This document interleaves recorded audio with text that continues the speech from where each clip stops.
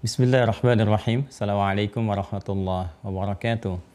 Alhamdulillahi rabbil alamin. Wassalatu wassalamu ala rasulillahil karimil amin. Sayyidina Muhammadin wa ala alihi wa sahbihi ajma'in. Wa ba'd.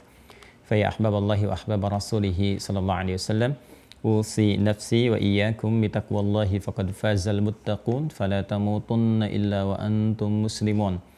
Faqala ta'ala Ya ayyuhalladzina amanu taqullaha haqqa tuqatih wa la tamutunna illa wa antum muslimun.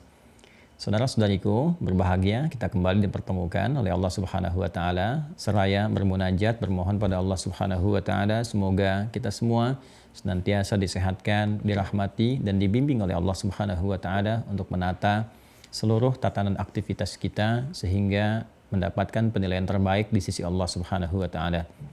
Pun kita bermohon kepada Allah semoga hamba-hamba Allah yang berkehidupan sampai dengan detik ini namun belum beriman dikuatkan jiwa, hati serta dimantapkan lisan mereka untuk bersyahadat sebelum wafat dan kembali kepada Allah Subhanahu wa taala. Semoga para pelaku maksiat siapapun dan boleh jadi kita termasuk di antaranya diberikan kelembutan hati untuk bertobat dan menata aktivitas lebih baik sehingga menjadi kualitas hayatan thayyibah dan berakhir dengan husnul khatimah. Karena itu mari kita berikhtiar dengan bersama meningkatkan amal saleh, menguatkan dengan tatanan ilmu yang kokoh dan alhamdulillah bersyukur kepada Allah kita telah mengawali itu semua. Semoga dinilai sebagai amal yang diikhlaskan oleh Allah Subhanahu wa taala dengan membahas topik-topik seputar akidah yang diharapkan dapat menguatkan simpul keimanan kita terikat dengan kuat di dalam jiwa kita sehingga melahirkan satu dampak keyakinan tanpa sedikit pun ada keraguan dan dengan itu diharapkan dapat terlahir amal-amal saleh, perbuatan-perbuatan mulia yang diridhai oleh Allah Subhanahu wa taala. Alhamdulillah di pertemuan yang lalu kita telah sampai pada simpul yang keempat dan hari ini kita berencana untuk menyempurnakan pembahasan itu. Karena itu mudah-mudahan kita diberikan bimbingan, kemudahan untuk memahami serta juga ringan untuk mengamalkan apa yang telah kita pahami. Insya Allah. Mari kita mulai bahasan kita dan kita akan coba berikan satu highlight secara singkat tentang runtutan pembahasan yang lalu yang menghubungkan pembelajaran kita di subuh kali ini. Seperti metodologi yang biasa kita tampilkan dengan cepat. Bismillahirrahmanirrahim. Pembahasan tentang rukun iman yang menyulam pondasi keimanan kita sehingga kokoh mengakar di dalam jiwa dan melahirkan titian amal saleh sebagai bangunan-bangunan amal terbaik untuk menghadap kepada Allah Subhanahu wa taala. Bangunan amal soleh inilah yang menghadirkan bangunan-bangunan megah dan mewah di surga kelak. Jadi bangun rumah kita dari sekarang. Seperti halnya Nabi SAW sering mengilustrasikan kepada kita saat beliau memberi contoh tentang keutamaan salat sunnah rawatib itu, ya kan? Man shalla isnatai asyara raka'atan, siapa yang menunaikan 12 salat sunnah rawatib, ya kan? Arba'an qabla dhuhri, 4 rakaat sebelum zuhur, raka'ataini ba'daha, 2 rakaat setelahnya, kemudian raka'ataini ba'dal maghrib, 2 rakaat setelah maghrib, raka'ataini ba'dal isya, 2 rakaat setelah isya, raka'ataini qabla al-fajri, dan 2 rakaat sebelum subuh. Ya, banallahu lahu baitan fil jannah. Allah akan membangunkan satu istana di pinggiran surga untuknya, gitu kan. Masya Allah, satu bangunan. Jadi sekarang bahannya kita siapkan. Itu baru yang sholat rawatib. Belum kalau kita tambah dengan yang mutlak, dengan tahajud dan sebagainya. Jadi ini sebuah janji yang benar tentunya, tapi juga satu ilustrasi yang memberikan satu keterkaitan antara apa yang kita bangun, kita bahas, kita kuatkan dengan pondasi pengetahuan dengan janji yang Allah telah tetapkan. Kan? Jadi indah sekali pondasinya, kemudian bangunannya, dan dari bangunan itu dibalas lagi dengan bangunan yang mewah gitu ya. Itu kita dapatkan banyak hal. Baik, kita turunkan. Alhamdulillah di sini telah kita bahas pertama terkait dengan iman kepada Allah Subhanahu wa taala. Kita telah jelaskan mengenal Allah dengan segala yang terkorelasi dengannya dan puncaknya adalah zikrullah, ya kan? Zikrullah yang terdiri dari 2 sisi utama. Ini adalah la ilaha illallah. Ya, kemudian yang kedua adalah ibadah. Ibadah. Ini zikrullah ini melahirkan 2 ini. Karena itu kan zikir tertingginya kan fa'lam annahu la ilaha illallah. Sini kan ya. Kemudian setelah itu ibadah ya. Dua hal ini kemudian yang kita arahkan menuju Allah Subhanahu wa taala disebut dengan tauhid namanya, itu kan? Karena itu sering kita dengar mentauhidkan Allah, mengarahkan segala hal demi menuju kepada yang ahad ya. Kemudian support untuk memaksimalkan zikrullah ini, outputnya, goalnya dari pembelajaran iman kepada Allah itu ya, Allah menugaskan malaikat-malaikat tertentu yang telah kita terangkan dengan tuntas ya untuk mensupport misi kita dalam rangka beribadah kepada Allah Subhanahu wa taala, meningkatkan zikrullah, mengokohkan la ilaha illallah dalam diri kita sampai kita berpulang ya, sebagai khalifah di muka bumi ini. Karena itulah kemudian kita diminta meningkatkan takwa. Takwa itu kan puncak dari ini ya. La ilaha illallah dengan ibadah dan sampai kemudian kita pegang dengan tunduh patuh kepada Allah. Tunduk patuh itu disebut dengan aslama yuslimu kata kerjanya. Orangnya disebut muslim. Karena itu saya, Anda, kita dinamakan dengan muslim sebagai gambaran dari diksi ini supaya kita selalu tunduk dan patuh pada setiap ketentuan Allah. Dimintakan, kerjakan. Dilarang, tinggalkan. Ya. Itu yang dimaksudkan dua konsepsi ini. Dan jaga ketakwaan itu dengan pondasi keimanan, tingkatkan ketakwaan dengan pribadi yang tunduk patuh kepada Allah. Maka kita gabungkan iman, takwa, muslim. Jaga sampai wafat. Itu yang dikandung dalam Quran surah ketiga Ali Imran ayat 102. Ya ayyuhalladzina amanu, hei semua orang yang telah menyatakan dirinya beriman kepada Allah, ittaqullah, tingkatkan takwamu kepada Allah Subhanahu wa taala haqqa tuqatih dengan cara yang benar. Wala tamutunna, dan pastikan itu bersemayam dalam jiwa, jangan sampai kamu wafat illa wa antum muslimun, kecuali keadaan wafat kamu itu menjadi pribadi yang tunduk, patuh pada segala ketentuan Allah. Jelas ya? Nah, ini penting saya uraikan karena ini hari Jumat.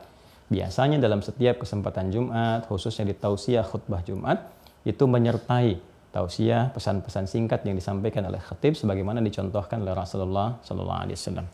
Ini supportnya malaikat sudah kita bahas ya.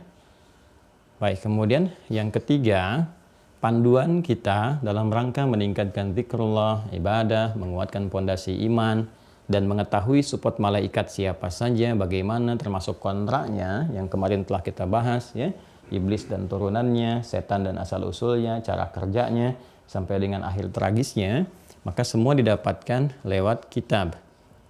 Ya. Menunjuk pesan, disebutkan kitab pada susunannya yang sempurna. Maksudnya Allah menurunkan satu kumpulan firman yang sangat sempurna susunannya. Tidak ada celaknya, tidak ada aibnya, tidak ada cacatnya, dan di dalamnya berisi petunjuk-petunjuk berkehidupan, pedoman-pedoman yang mengarahkan kita pada kemuliaan, termasuk mengimplementasikan tugas utama ini. Dan kesempurnaannya didapatkan pada firman-Nya yang disebut dengan Al-Quran. Intinya membawa hudan dalam kehidupan. Ini yang kita tegaskan di Quran surah kedua Al-Baqarah di ayat 185 itu.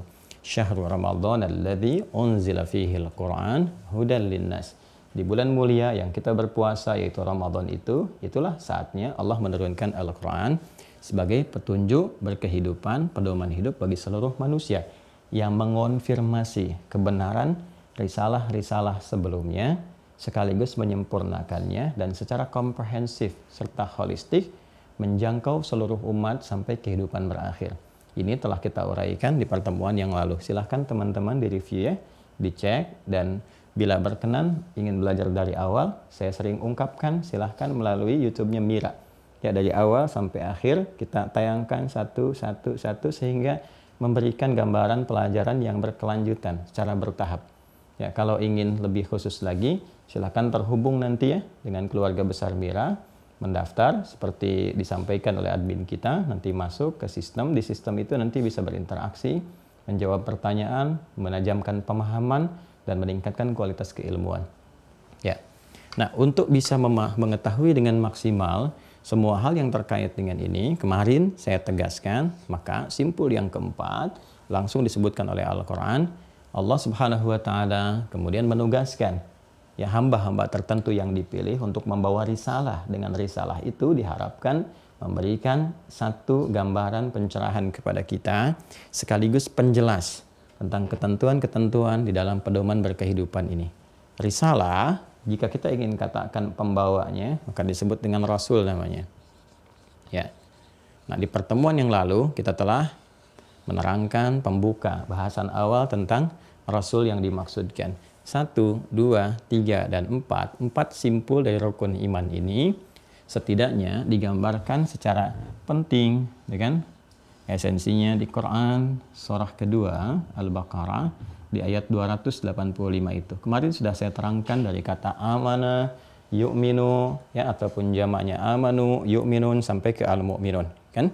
Kemudian Allah berfirman di sini yang telah kita bacakan juga di kesempatan kemarin, amanar rasulu bima unzila ilaihi mir rabbih wal mu'minun kullun amana billahi wa malaikatihi wa kutubihi wa rusulih, kan? Kita dapatkan bagian yang keempat ini, rasul jamaknya rusul. Ya, kalau ini kita sebutkan bentuk tunggalnya rasul seperti ini. Ya. Maka bentuk jamaknya rusul. Rusul. Ya, jelas ya? Kemudian jika ingin disebutkan penekanan pada penugasannya, yang ditugaskan, kan? Yang mengirim memberikan delegasi serta tugas pada delegasi yang dimaksudkan, kan? Maka disebutnya dengan mursal dari arsala yursilu, Allah yang menugaskan, kan? Ya, Allahul ladzi arsala di bahasa Arabnya demikian, yursilu fi'il mudhari, ya, yang diberi tugas. Kalau kita ingin menunjukkan pada sifat kewenangan yang melekat, yang diberikan tugasnya untuk menyampaikan, menerangkan dan sebagainya, kan? Tambahkan, kita ganti ini, ya, redaksinya, ya kan? Dengan rasul yang ini, ya kan? Jamaknya ini kita ganti menjadi mursal namanya, mursal. Dari arsala yursilu, ya kan? Ini isim maf'ulnya, arsala yursilu, ya. Kemudian isim fa'ilnya yang mengutusnya mursil, ya, isim maf'ulnya yang diutusnya mursal. Mursal, ya, demikian. Mursal.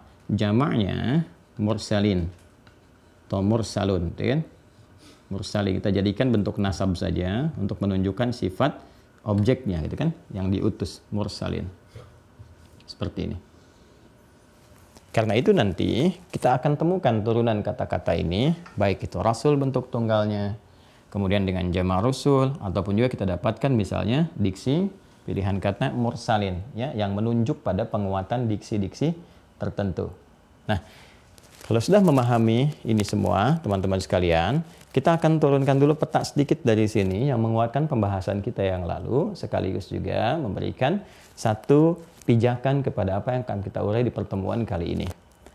Sebelumnya, kita ingin tegaskan bahwa pemilihan kata-kata ini atau penempatan diksi-diksi ini dengan kata rasul, pembawa risalah, message, gitu kan? Ya, risalah. Ataupun dengan menggunakan bentuk isim maf'ul, bentuk objek yang ditugaskan, itu kan? Yang diberi tugas, diberikan pesan, misi, message, gitu kan? Bentuknya seperti ini. Ini menunjukkan bahwa para rasul ini, baik dengan bentuk seperti ini rasul atau mursalin, itu adalah orang-orang yang dipilih atau ditugaskan. Berarti ada yang menugaskan. Karena itu ditampilkan diksinya dalam bentuk objek. Berarti ada subjek, kan, yang memberikan tugas, memberikan kewenangan. Ini artinya para rasul ini tidak berdiri sendiri, ya, bukan membawa sebuah kreasi yang diciptakan. Ini penting. Penjabaran awal ini kami sampaikan untuk memberikan sebuah kesan bahwa rasul ini adalah pembawa misi, pembawa tugas yang seluruh kewenangannya untuk menyampaikan, menjelaskan tuntunan di kitab, hudan ataupun risalah itu bersumber dari satu zat tertentu yang di sini adalah Allah Subhanahu wa taala, ya. Allah Subhanahu wa taala. Jadi rasul tidak berkreasi sendiri, tidak menciptakan sendiri, ya, tidak membuat-buat sendiri. Itu sifat yang pertamanya. Jadi, sifat pertama, seluruh para nabi, para rasul khususnya ini, karena itu ditunjukkan dengan bentuknya isim maf'ul, objek yang menerima tugas, itu kan? Menerima mandat. Jadi ini kalau kita sebut dalam istilah kita lah mandataris, itu kan, yang diberikan sebuah mandat, ya. Jadi sifat rasul yang pertama itu mendapat mandat, itu kan? dapat risalah. Mandat untuk menyampaikan satu risalah ini dan tidak berkreasi dalam konteks menjelaskan risalah yang dimaksudkan. Ini penting kita sampaikan karena itu segala yang diutarakan dengan sifat kerasulannya ya berupa penjelasan-penjelasan terkait kitab dengan petunjuk-petunjuk berkehidupan pada hakikatnya dibimbing oleh Allah Subhanahu wa taala. Kita langsung arahkan ke sini saja. Ya. Bukan berdiri sendiri berdasarkan keinginan dari pribadinya, ya. Jadi kalau kita katakan keinginan kuat yang bersumber dari jiwa, satu keinginan kuat itu disebut dengan hawa namanya. Hawa, ya kan? Di surah An-Najm kita temukan wa ma yantiqu 'anil hawa in huwa illa wahyu yuha, ya. Surah An-Najm surah ke-53 wan najmi idza hawa ma dhalla sahibukum wa ma ghawa wa ma yantiqu 'anil hawa in huwa illa wahyu yuha, gitu kan? Surah ke-53 di ayat ke berapa? 3 ya sampai dengan ke-4 itu. Ya. Quran surah ke-53 An-Najm ayat ke-3, kalau kita ambil dari 3 sampai 4 lah ya. Ya. Jelas ya? Wa ma yantiqu 'anil hawa, apapun yang diutarakan, yang disampaikan itu bukan bersumber dari keinginan pribadi, bukan kreasi pribadinya, ya kan? In huwa illa wahyu yuha. Ya, namun apa yang disampaikan dari penjelasan-penjelasan, kemudian juga keterangan-keterangan, tafsir-tafsir serta contoh-contoh terkait dengan segala petunjuk yang terdapat dalam hudan kitab Al-Qur'an khususnya yang melekat pada Nabi Muhammad SAW sebagai bukti kerasulannya, sesungguhnya itu adalah wahyu, ya kan? In huwa illa wahyu, sungguh semua itu wahyu, artinya dibimbing, ya, yang dibimbing karena itu menggunakan bentuk fi'il mudhari, di situ bentuknya majhul, ya, pasif, yang diwahyukan. Sungguh itu petunjuk yang diwahyukan. In huwa illa wahyu yuha, yang diberikan. Berarti ada yang memberikan. Siapa yang memberikan? Ini kembali yang membimbing adalah Allah Subhanahu wa taala. Difirmankan oleh Allah, disampaikan. Nanti penjelasan-penjelasan itu terbagi dua. Ada yang sifatnya lafaz dan maknanya langsung diturunkan, itu berupa Al-Quran. Ada yang maknanya diberikan bimbingan kepada Rasul, lalu dijelaskan dengan bahasa Nabi SAW. Itu yang disebut dengan hadis nanti. Kita akan masuk ke dalamnya. Okay? Jadi ini yang pertama, untuk memberikan bantahan, ingat, kepada klaim bahwa semua apa yang disampaikan oleh Rasul itu merupakan produk. Ya, produk pribadi. Lalu kalau dilekatkan dengan lingkungan sekitar yang membentuk sebuah budaya, nanti disebutnya produk budaya. Sehingga dari sini ingin diarahkan, direduksi maknanya, dikurangi, atau bahkan digeser dengan kepentingan-kepentingan tertentu di belakangnya. Ingin menyampaikan bahwa, oh ini, karena Nabi Muhammad itu mengkreasikan sesuatu sesuai dengan kepentingan culture-nya, budayanya pada saat itu, maka apa yang diajarkan oleh beliau pun sesuai dengan budaya pada saat itu saja. Mereka ingin membatasi di konteks ini. Sehingga terkesan di bawah kalau ke era sekarang budayanya sudah berbeda. Karena itu apa-apa yang disampaikan Rasulullah mesti diseleksi kembali. Nah ini, hati-hati ya. Kalau Anda temukan paham-paham seperti itu sebetulnya paham yang sudah terlewatkan. Ya, kalau makanan mungkin sudah basi gitu ya. Kenapa? Karena dari dulu pun orang jahiliyah sempat menuduh kepada Rasulullah, kamu cuma mengkreasi aja. Dan kamu seorang penyair, tidak lain ini berupa Quran itu berupa sajak-sajak, kamu seorang penyihir, macam-macam ya. Wa ma huwa biqauli syair, kan? Itu bukanlah bagian dari kata-kata seorang penyair. Allah langsung membantah dengan turunnya ayat-ayat nanti ya. Termasuk macam-macam lah tuduhan-tuduhannya, kahin, sahir, dan seterusnya. Maka nanti turun ayat-ayat untuk membuktikan. Silahkan di-challenge, kan? Kalau memang Al-Quran ini seperti yang kalian tuduhkan, datangkan yang semisal Al-Quran.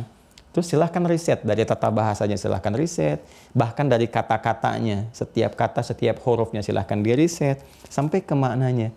Dan Masya Allah, Tabarakallah, kekuasaan Allah yang menunjukkan mukjizat Al-Quran dari 15 abad yang lalu sampai sekarang itu selalu berkesesuaian, bahkan memberikan sibghah, memberikan petunjuk warna di setiap pergantian generasi. Sampai sekarang, tidak pernah ada pertanyaan yang diajukan, selalu ada solusi yang ditampilkan dari Al-Quran dan penjelasan dari Rasulullah SAW. Itu dahsyatnya. Baik ya? Nah, jadi kalau misalnya ada tulisan-tulisan, buku-buku yang menyoal tentang Quran, produk budaya, dan sebagainya, itu ketinggalan pemikiran. Dia kembali kepada abad yang lalu yang persoalan telah selesai. Kan? Jadi kasihan, apalagi kalau belajarnya tinggi-tinggi. Sampai S2, S3 masih nulis persoalan yang umat jahiliyah itu pernah menyoal dan diselesaikan di masa lalu gitu ya. Tapi ini juga menunjukkan satu bukti mukjizat Al-Qur'an yang memberikan gambaran-gambaran kepada kita tentang tipikal-tipikal orang-orang yang mungkin akan menyoal Al-Qur'an tapi pada akhirnya tidak akan pernah menemukan ujung dan cacatnya ya. Ini teman-teman sekalian. Kewenangan Allah untuk memilih siapa yang membawa risalah ini. Nanti ada yang ditugaskan langsung membawa risalah, bisa jadi nanti nabi sifatnya untuk kalangan tertentu saja, ya terdekatnya. Bisa kemudian rasul, langsung rasul dipilihkan karena ada umat. Bisa kemudian pewaris risalah itu berupa orang-orang soleh. Dia bukan nabi, bukan rasul, tapi nanti orang-orang soleh yang berkelanjutan meneruskan risalahnya. Yaitu petunjuknya nanti pertama ada di Quran, surah ketiga Ali Imran, di ayat 33. Oke kan?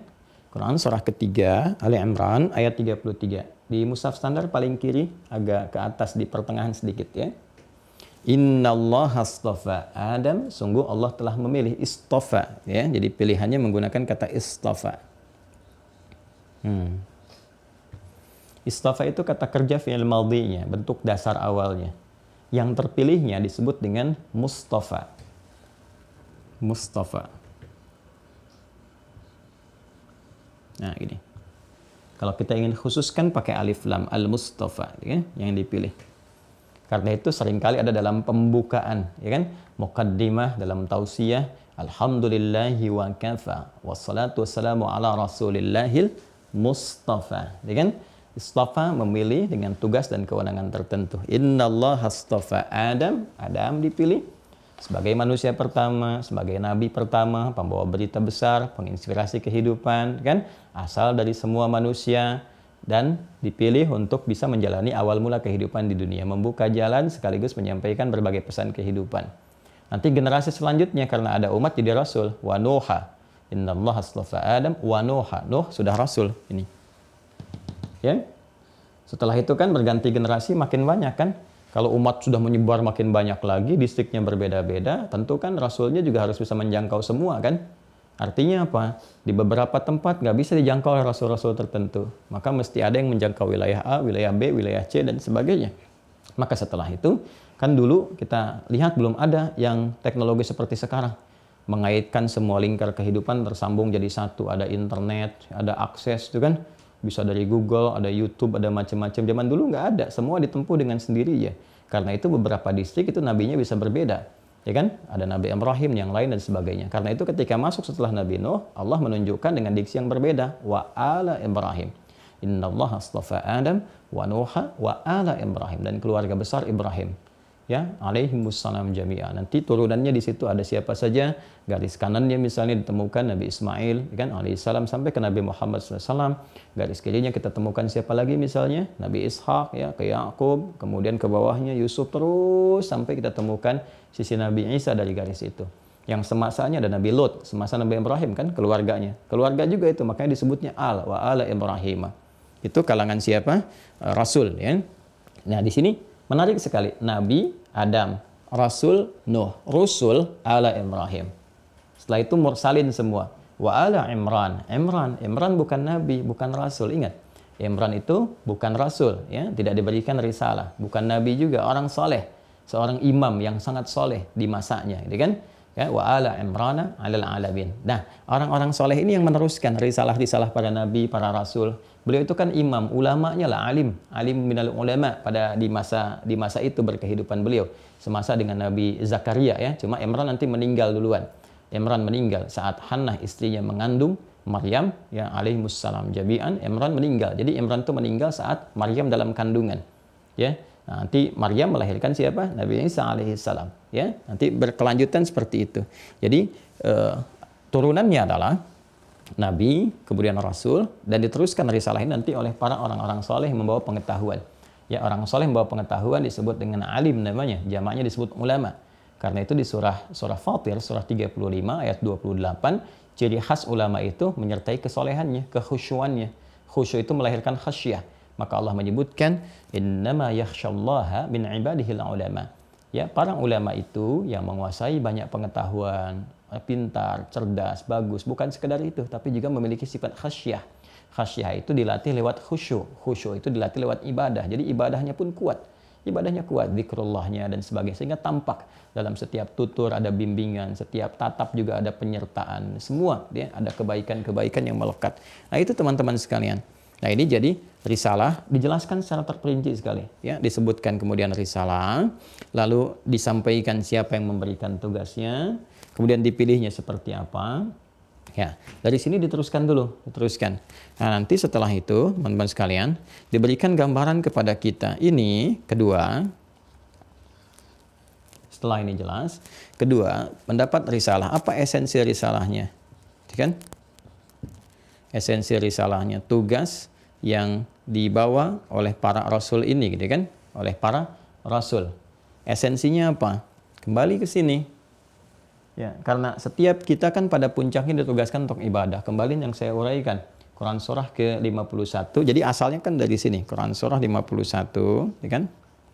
Ayat 56. Ditegaskan di Quran surah ke-20, Thaha, ayat ke-14, ya kan? Ini wa ma khalaqtul jinna wal insa illa liya'budun. Tidaklah aku ciptakan jin dan manusia kecuali untuk menjalani esensi kehidupannya untuk beribadah kepada Allah. Ini kan? Ini. Kemudian di sini dirangkum lagi kan dengan bahasa yang sangat singkat. Innani anallahu la ilaha illa ana, gitu kan? Fa'budni la ilaha illallah fa'budni ibadah. Dua ini. Nah, jadi para rasul pun ditugaskan untuk mensupport seluruh hamba-hamba Allah yang berkehidupan agar bisa fokus menjalankan misinya sebagai khalifah. Dan esensi misi sebagai khalifah itu dalam memakmurkan bumi, semua tujuannya ibadah. Ini bekal kita untuk pulang. Ini bekal untuk pulang. Bekal pulang kampung, mudik. Ya. Bekal pulang menuju Allah Subhanahu wa taala ini ibadah. Ya, karena itu ketika berpindah dimensi ke alam barzakh yang telah kita terangkan di pertemuan yang lalu, kita masuk waiting room di kubur, ya kan? Semua bekal dunia kan kita tinggalkan. Ya, yang kita bawa apa? Ini. Ibadah ini. Wujudnya kan amal saleh. Amal perbuatan kita yang diridhai oleh Allah ini. Amal yang diridhai Allah itu disebut dengan saleh. Maka yang kita bawa ini, amal saleh ini. Nah, tugas Rasul itu memaksimalkan, memberikan petunjuk secara maksimal agar mengacu dengan pedoman ini kita memaksimalkan tugas ini, zikrullah, menyembah Allah, ya, menuhankan Allah sampai kita wafat sehingga punya bekal pulang saat wafat dan tenang. Ya, biasanya kan kalau punya bekal kan tenang, mau mudik kan tenang kalau punya bekal.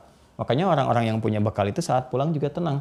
Quran surah ke-89 ayat 27 sampai 30 kan, ya ayyatuhan nafsul mutmainnah irji'i ila rabbiki radiyatan mardiyah fadkhuli fi ibadi. Ibadah itu kan orang yang meningkatkan ibadah, ya, wadkhuli jannati, akhirnya mendapatkan rahmat Allah berupa surga.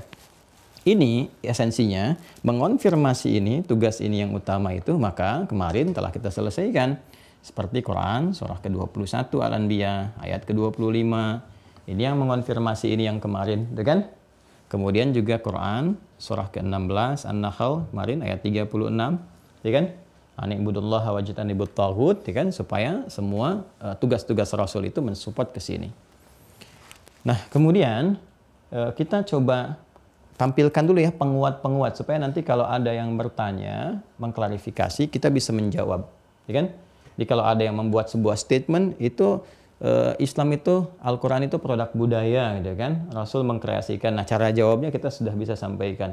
Kalau bingung, putar aja videonya. Nih jawabannya, gitu kan? Nanti kembalikan ke sini. Tapi saya memohon kepada teman-teman supaya bisa memahami alurnya, sehingga bisa menjelaskan, minimal bisa menguatkan kepada diri kita sendiri. Kemudian, selanjutnya teman-teman sekalian, yang ketiga, ini juga yang tidak kalah penting, ya, kita bisa fokus baik-baik. Mengapa Allah tidak langsung menerangkan sendiri, gitu kan? Kenapa harus mengutus Rasul? Ya, untuk menjelaskan kepada kita dan seterusnya. Nah, kemarin sudah saya uraikan panjang lebar, sekarang kita pada penekanannya supaya mudah kita untuk menjawabnya. Ya, kenapa? Karena hikmah dengan diutusnya Rasul ini dapat mencontohkan secara total hal yang terkait dengan semua aktivitas manusia dalam rangka beribadah kepada Allah Subhanahu wa taala. Karena dimensi Allah itu dan sifatnya berbeda dengan manusia, ya kan? Maka tidak mungkin manusia dapat melihat, apalagi, gitu kan? Kemudian juga mengetahui contoh-contoh langsung praktek karena dimensinya berbeda. Ya, jangankan Allah, malaikat saja kita tidak mampu jadikan itu sebagai contoh untuk kita. ya dalam rangka berkehidupan untuk beribadah kepada Allah. Kalau inspirasi mungkin malaikat banyak bertasbih menginspirasi kita untuk banyak bertasbih, ya kan? Malaikat banyak kemudian bertahmid menginspirasi kita untuk banyak bertahmid, itu mungkin. Tapi kalau contoh langsung berkehidupan, bermuamalah dan menjadikan muamalah itu sebagai bagian dari ibadah kita kepada Allah, kita nggak akan mungkin bisa melakukan itu. Kenapa? Karena materinya berbeda. Materi penciptaan malaikat dari nur cahaya, kita dari tin saripati tanah, nggak bersatu di situ. Sifat karakter malaikat takwa saja, baik kecenderungannya dan tupoksinya itu aja, nggak pernah punya kreasi. Sedangkan kita berbeda, kita punya fujur, dorongannya kepada keinginan yang kuat, makanya ada kecenderungan untuk berpasangan, menikah, untuk makan dan sebagainya. Ya, sedangkan malaikat tidak makan, tidak minum, gitu kan? Kemudian juga tidak berpasangan. Bisa dalilnya dibuka di Quran, misalnya surah ke-51 Adz-Dzariyat dari ayat 24 sampai 30 itu. Hal ataka hadithu dhaifi Ibrahim al-mukramin idh dakhalu alaihi faqalu salama qala salam qaumun munkarun, ya kan? Faragha ila ahlihi faja'a bi'ajli samin faqarrabahu ilaihim qala ala ta'kulun. Tuh. Ya, ketika tamu-tamu yang mulia itu yang hendak datang ke tempat Nabi Lut, ya, alaihi salam, mampir dulu ke tempat Nabi Ibrahim, dihidangkan makanan oleh Nabi Ibrahim, dan di sini ada hikmah, kan? Begitu dihidangkan makanan kok nggak makan. Jadi tanya ala ta'kulun, kok nggak dimakan? Ya, malaikat nggak makan. Ternyata diketahui bahwa itu adalah malaikat. Qalu la takhaf fabasyyaruhu bighulamin alim. Ya, maka mereka berkata jangan takut, kami malaikat yang ditugaskan sekarang sedang menyamar datang dalam rupa-rupa tertentu yang Allah kehendaki. Kan maka diberikan kabar gembira karena kemuliaan Nabi Ibrahim bahwa beliau akan mendapati seorang anak dikaruniai oleh Allah Subhanahu wa taala. Nanti lahir gulamun alim. Gulamun alim itu ke Nabi Ishak. Kalau Nabi Ismail gulamun halim. Ya, indah sekali diksinya, nanti menunjukkan kepada karakter tertentu. Jadi Anda bayangkan, malaikat saja tidak bisa dijadikan sebagai satu contoh khusus ya untuk berkehidupan dalam rangka ibadah, konteksnya menjadi khalifah, menata kehidupan dunia. Kan saya sering katakan, nggak bisa dibayangkan. Jadi kita nggak bisa katakan coba bayangkan. Ya. Nggak bisa dibayangkan kalau malaikat jadi contoh, karena nggak ada hasrat, nggak bisa bangun bangunan, zikir aja. Ya, jadi nggak akan muncul ya seperti kreasi sekarang, taklim lewat online, nggak akan kepikiran sama malaikat. Malaikat Jibril terlalu sibuk untuk bisa punya akun YouTube sendiri gitu kan, dan malaikat-malaikat yang lainnya. Jadi nggak akan punya kreasi, nggak ada pernikahan, nggak ada kekeluargaan dan sebagainya.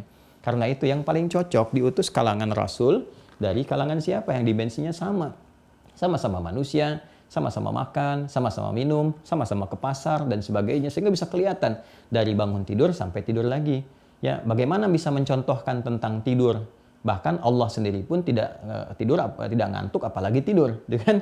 Dan maha tinggi, dimensi berbeda. Jadi di sini hikmahnya kenapa Allah kemudian mengutus dari kalangan kita sendiri, dari kalangan manusia yang berkehidupan, kan? Salah satu hikmahnya untuk memudahkan. Ya, kalau ditanya nanti, dan menyelaraskan. Menyelaraskan, ya kan? Fungsi ibadah, ya kan? Dalam kehidupan manusia. Ya. Lebih demikian ya. Supaya selaras dengan kebutuhan manusia, keteladanannya bisa tampak, terlihat, dan semua aktivitas dari bangun tidur sampai tidur lagi bisa kelihatan. Ya, karena itu cuman dari kalangan manusia sendiri yang punya kebiasaan yang sama, kan punya rasa yang sama. Karena itu ditegaskan nanti di Quran surah ke-25 Al-Furqan di ayat yang ke-20. Ya. Perhatikan kalimatnya, wa ma arsalna qablaka minal mursalin. Ini yang ditunjukkan. Tadi kan saya sudah terangkan perbedaan antara ketika disebutkan bentuk rasul dengan jamaknya rusul dengan menggunakan kata mursalin. Ya, di sini sangat Masya Allah luar biasa Al-Quran itu. Diksinya sangat tepat sekali. Ini digunakan kata mursalin. Wa ma arsalna, tu arsala yursilu. Wa ma arsalna qablaka, kan minal mursalin, tidaklah kami mengutus. Ya kan? Rasul-rasul sebelum kamu Muhammad SAW. Jadi Nabi pun diberi penegasan. Sebelum kamu juga Rasul yang berdakwah di lingkungan manusia, itu bukan malaikat. Ya kan? Bukan kalangan dari jin. Tapi dari kalangan kamu juga. Ya, illa annahum la ya'kuluna ta'ama wa yamshuna fil aswaq. Ya, sama saja Rasul sebelum kamu juga Muhammad SAW, ya kan? Dikonfirmasi oleh Allah dari sifatnya sama-sama manusia, makan juga, minum juga, dan mereka juga ya beraktivitas ke pasar dan sebagainya. Jadi aktivitas kemanusiaan ada contoh di dalamnya supaya diberikan contoh yang komprehensif. Nah, setelah itu yang keempatnya konfirmasi dulu ya. Semua risalah yang diturunkan kepada setiap rasul itu memiliki satu kesamaan. Ingat ya, kesamaan. Dalam bab akidah. Memiliki akidah yang sama. Akidah yang sama. Sama persis. Dari semua rasul. Ingat, kalau kita sebutkan rasul, ini saya sudah sampaikan tadi, kembali mengacu ke sini, Quran surah ketiga Ali Imran ayat 33, ada nabi, ada rasul, ya kan? Kemudian menjadi rasul, mursalin, sampai nanti keturunan para ulama atau orang soleh yang mewarisinya, ya kan? Nah, perhatikan baik-baik teman-teman sekalian, rasul yang pertama kan Nabi Nuh alaihissalam. Nabi Adam itu kan nabi, ya, bukan rasul karena belum ada umat. Dari sejak Nabi Nuh diberikan risalah sampai ke Nabi Muhammad SAW itu membawa akidah yang sama, ya, keimanan yang sama, fungsi yang sama. Apa itu? La ilaha illallah. Dan tugas para rasul mensupport ini supaya seluruh hamba, ya, kemudian masyarakat ataupun umat yang ada di sekitarannya yang ditugaskan rasul untuk mengajak itu semua fokus menyembah Allah Subhanahu wa taala. Maka dikonfirmasi ini di Quran surah keempat An-Nisa ayat 163 sampai 165. Ya kan?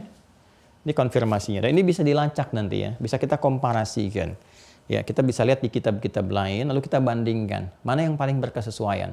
Nanti kalau sudah masuk ke detil-detil ya, diskusi komparasi, nanti kita akan ada komparasi, kita lihat ya. Nanti kita akan bandingkan antar nas dulu, mana yang kira-kira paling kita bisa pahami dengan baik.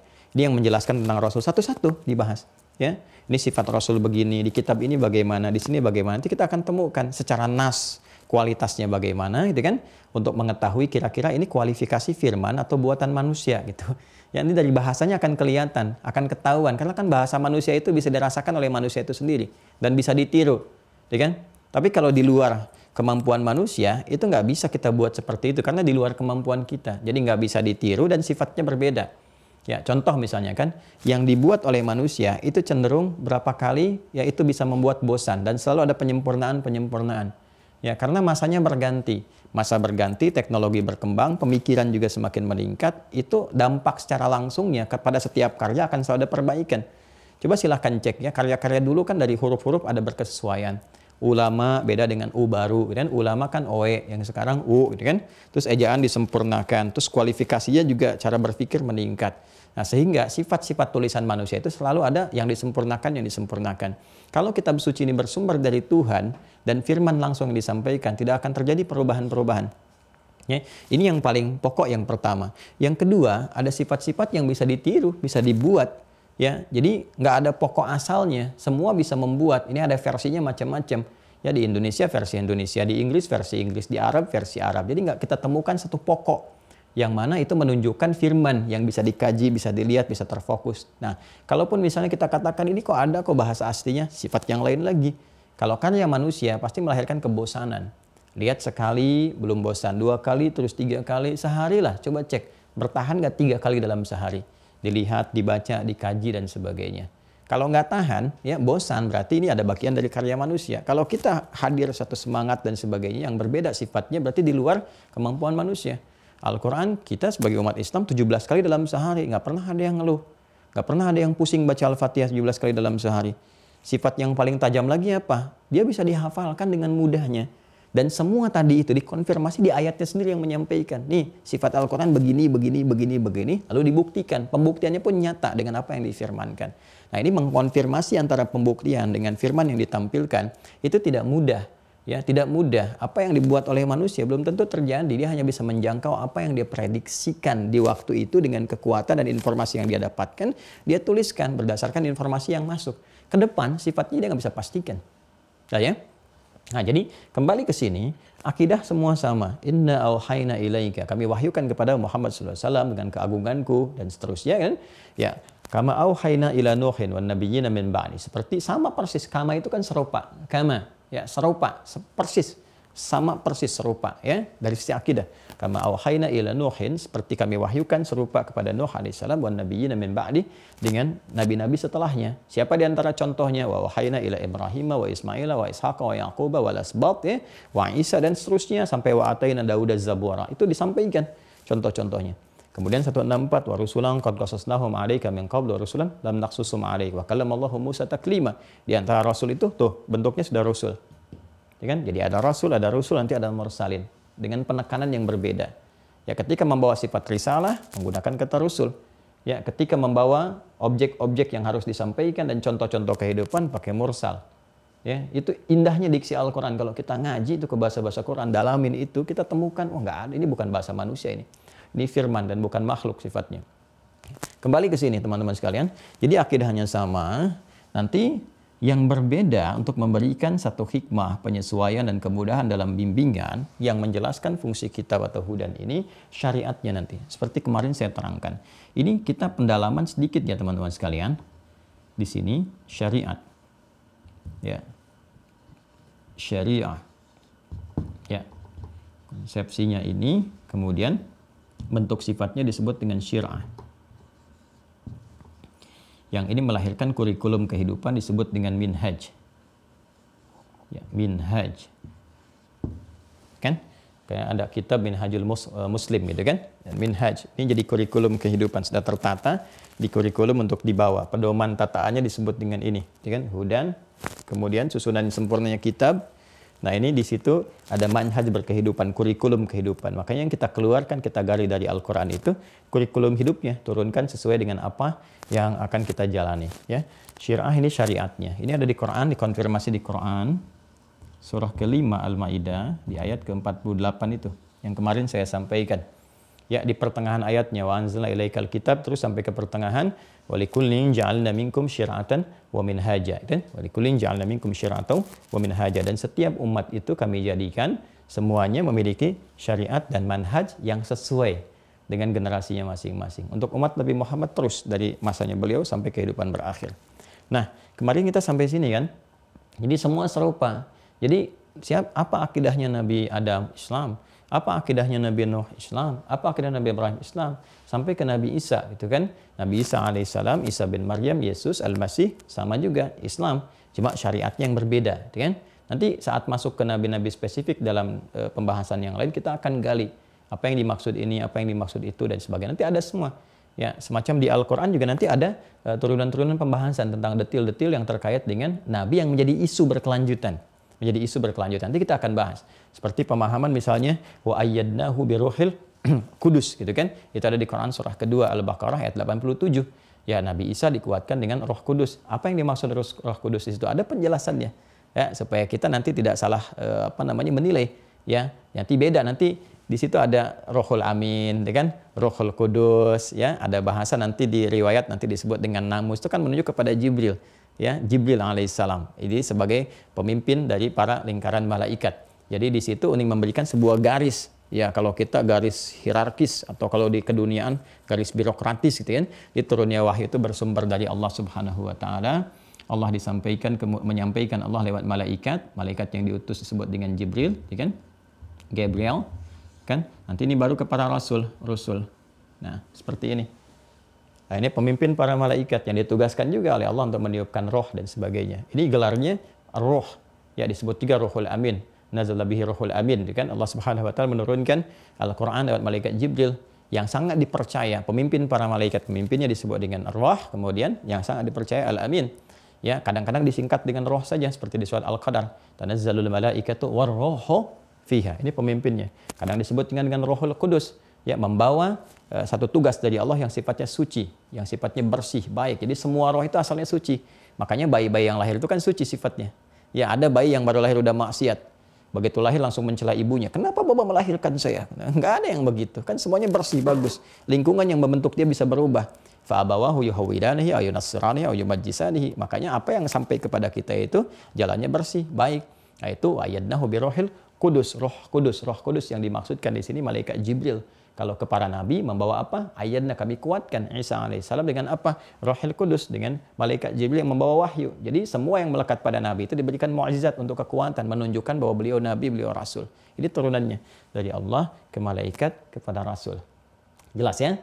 Jadi yang mengkonfirmasi bahwa yang mendapatkan wahyu dari malaikat ini manusia. Ini. Kan? Kemudian tugasnya disebut apa namanya? Rasul, ya kan? Jamaknya rusul. Ini manusia, yang ini malaikat. Nah, yang ini Allah sebagai Tuhan, sebagai Rabb. Itu. Ya, jadi ini susunannya. Jadi kalau kita temukan istilah Rabb termasuk di bahasa yang lalu, ini menunjuk kepada Allah. Kalau kita temukan istilah Rohul Kudus dan sebagainya, ya kan, di Al-Quran ataupun di kitab-kitab masa lalu yang dimaksudkan malaikat, bukan menunjuk kepada Tuhan, ya kan? Baik, yang ditugaskan. Lalu ini pun manusia, bukan Tuhan. Jadi semua nabi dari Nabi Nuh alaihissalam terus sampai ke Nabi Ibrahim, ya, kemudian sampai ke Nabi Muhammad SAW yang membawa risalah sebagai Rasul, Nabi Musa, Nabi Isa dan sebagainya. Itu dalam Al-Quran, sesuai keyakinan kita umat Islam, bukan Tuhan, tapi para nabi, Rasul yang bertugas dapat wahyu dari sini, gelarnya macam-macam, ini menunjuk pada Allah. Jelas ya? Sehingga nanti kalau kita ditanya, kita berargumentasi. Ya, apakah ada Roh Kudus di dalam Al-Quran? Ada. Itu gelar untuk malaikat. Ayatnya di sini gini, logikanya seperti ini, gambarannya begini. Kan? Terus dikaitkan dengan Tuhan begini. Ini untuk menguatkan keyakinan kita ya. Jadi kita orang Islam bisa berargumentasi, bisa jelas ketika memilih Allah sebagai Tuhan dengan konsepsi begini, kita menjawab, ini alasannya, ini dalilnya. Dalilnya pun Anda bisa cek. Qurannya Anda bisa analisis, kalau ingin lihat ini asli atau bukan, firman Allah atau bukan, monggo silahkan dicek, silahkan dianalisis berdasarkan semua latar belakang keilmuan yang bisa mengkaji. Cuma informasi aja, udah 15 abad dikaji, tetap hasilnya firman Allah juga. Nah itu nanti semua kita urutkan. Sampai di sini. Ya. Nah setelah itu, kalau kita sudah memahami, sudah mengetahui ini semua, sudah paham tentang ini, tinggal konsekuensinya dari kita adalah untuk bisa mengikuti semua tuntunan ini. Ya, maka Allah jadikan semua rasul itu perilakunya, sifatnya, sikapnya, ya karena dia membawa misi risalah menerangkan tentang ini, maka semua isi dalam kitab pun, semua isi dalam wahyu pun itu harus diimplementasikan dalam bentuk semua tindakan perilakunya. Jadi semua perilaku nabi rasul itu miniasi risalah yang bisa dibawa, cerminannya. Ya tercermin citranya itu melekat pada semua perilaku, sifat dan sikapnya. Nah, sesuatu yang bisa dijadikan sebagai objek keteladanan yang mencakup kesemuanya secara total itu disebut uswah namanya. Ya, apa namanya? Uswah gitu kan. Nah, maka di sini semua rasul sifatnya mesti menjadi objek keteladanan yang komprehensif sifatnya. Teladan komprehensif. Yang total, ya. Maka turun Quran surah ke-33 Al-Ahzab ayat ke-21. Perhatikan, indah sekali. Allah tidak menyebutkan nama yang melekat pada manusianya. Misalnya Rasul kita Muhammad SAW atau sifat yang keduanya Ahmad, ya kan? Tapi ditujukan ya langsung kepada misi risalahnya. Kalau misi risalah disebutkan, maka yang disebutkannya ini dalam bentuk tunggal Rasul. Ya kan? Nah, karena tadi di awal kita mengatakan bahwa setiap rasul itu ditugaskan, diberi mandat, ini kan, mendapat risalah. Berarti ada yang memberi kan? Siapa yang memberikan? Dalam Islam kita pahami Allah ke sini. Ini kan? Maka kalau kita ingin gabungkan ini diberi mandat oleh Allah, dapat risalah dari Allah, kan? Tidak berdiri sendiri, tidak berkreasi. Maka kita gabungkan, Allah menjadi sandaran di sini, mudhaf ilaih. Penggabungan dua kalimat ini mudhaf, kemudian mudhaf ilaih menunjuk kepada sandaran. Bisa kepemilikan, bisa yang memberikan sebuah kewenangan. Maka kita katakan Rasulullah. Ya. Nah, jadi kalau syahadat kita asyhadu alla ilaha illallah, nah ketemu di sini kan? Wa asyhadu anna Muhammadan Rasulullah. Aku bersaksi bahwa tiada Tuhan selain Allah. Kalau sudah asyhadu alla ilaha illallah, kita komitmen begini. Nih, yang seperti saya terangkan. Karena nama ini mencakup dua fungsi ini. Bagaimana cara menjalani ini? Wa asyhadu anna Muhammadar Rasulullah. Maka kita melihat tuntunan yang diterangkan oleh Muhammad SAW sebagai Rasul Allah yang ditugaskan membawa risalah, menjelaskan fungsi-fungsi ini dalam kehidupan. Jadi sebetulnya kalau sudah mengatakan asyhadu anna Muhammadar Rasulullah, nggak boleh kita mengatakan Al-Quran itu produk budaya, Al-Quran kreasi Nabi. Dipertanyakan syahadatnya. Kenapa? Karena dalam syahadat itu mengandung kata anna Muhammadan Rasulullah. Dan ketika menyebutkan Rasulullah, semua konsepsi ini terbawa. Semuanya berapa poin nih? 1, 2, 3, 4, 5, baru 5. Ini terbawa semua ini, harus dipahami. Jadi nggak boleh kita mengatakan Al-Quran produk budaya, hanya ada di budaya ini harus dievaluasi lagi, harus diteliti lagi. Itu terlalu berlebihan. Ya, kan berlebihan itu jadi salah nanti. Tagha, ya. Tagha itu yang kemudian menjadi keliru. Hati-hati ya, kalau ada bacaan-bacaan yang tidak penting nggak usah dibaca. Buku-buku yang tidak berkualitas tinggalkan. Kita ngapain ngaji-ngaji sampai puluhan tahun? Tapi kemudian hanya mereduksi kembali apa yang telah kita pelajari. Ini nggak berkualitas, tinggalin aja. Ya. Itu yang di An-Nisa 140 itu kan. Baik. Jadi ini gambarannya teman-teman sekalian. Jadi kalau sudah asyhadu anna Muhammadar Rasulullah, semua konsepsi ini kita bawa. Termasuk apa? Meneladani semua aspek yang terkait dengan Rasul pembawa risalah ini. Karena Allah sudah mencitrakan pada kepribadian semua Rasul ini, semua contoh keteladanan. Maka di sini jelas disebutkan dengan taukid dua lagi, laqad, kan? Laqad kana lakum fi. Ya. Fi apa? Rasulillah. Allah tidak mengatakan fi Muhammadin. Walaupun pada pribadi Nabi Muhammad pun melekat segala kemuliaan. Tapi yang ingin Allah tekankan, Nabi Muhammad itu dihormati, dicontoh, dimuliakan. Karena apa? Karena kerasulannya. Karena Allah pilih jadi Rasul.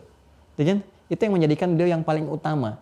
Sesama manusia saja kita menghormati, memuliakan dengan kebaikan-kebaikan. Nah ini lebih-lebih lagi ada sifat kerasulan melekat pada dirinya. Makanya Allah tekankan. Ya, karena kerasulannya, karena kemuliaannya, karena pilihan Allahnya, gitu kan? Maka di sini yang digunakan diksinya sangat menarik. Laqad kana lakum fi Rasulillahi uswatun hasanah. Uswah. Nah. Sedikit saja kita masuk ke bab qiraat sedikit ya. Ini kan yang belum kita bahas kemarin. Sedikit di bab qiraat. Nah, di bab qiraat bacaan uswah ini itu bisa juga dibaca dengan iswah. Ya kan? Iswah. Jadi ada dua cara baca di sini. Bisa kita baca uswatun hasanah, uswah ini harakatnya dhamma. Saya jelaskan. Ini mohon izin teman-teman bisa fokus sedikit karena ini agak dalam. Ya, agak dalam. Semoga Allah berikan kekuatan untuk menyampaikan dengan mudah untuk dipahami dan kita pun mudah untuk mengerti, untuk memahaminya. Ini dhammah ya. Uswah, dhammah.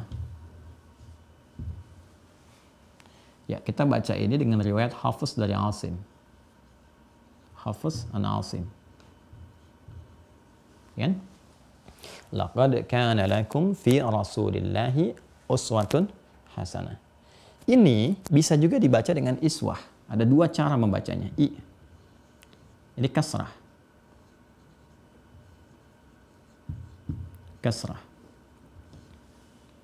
Ini dibaca lewat riwayat Warsh juga Qalun dari Imam Nafi'.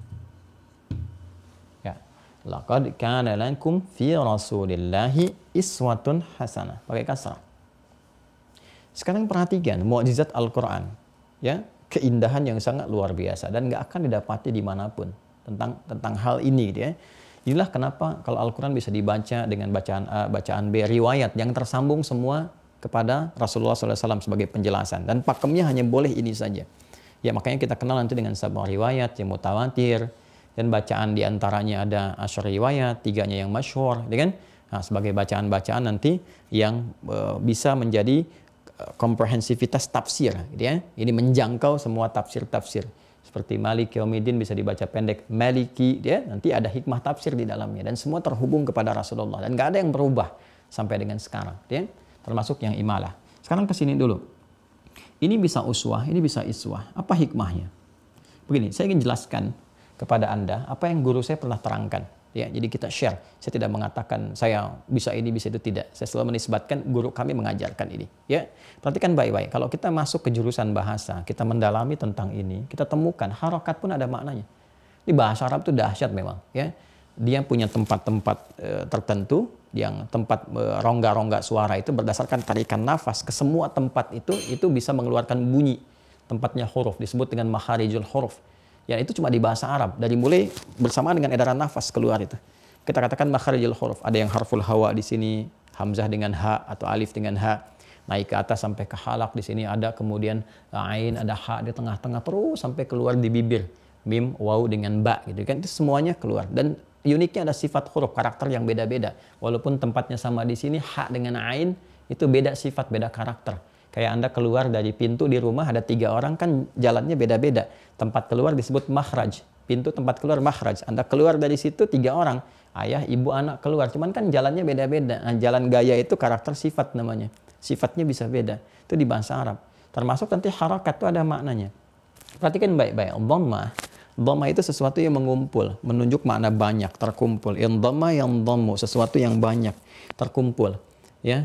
Karena itu kalau kita ingin menunjuk makna banyak di bahasa Arab itu saya lekat dengan u.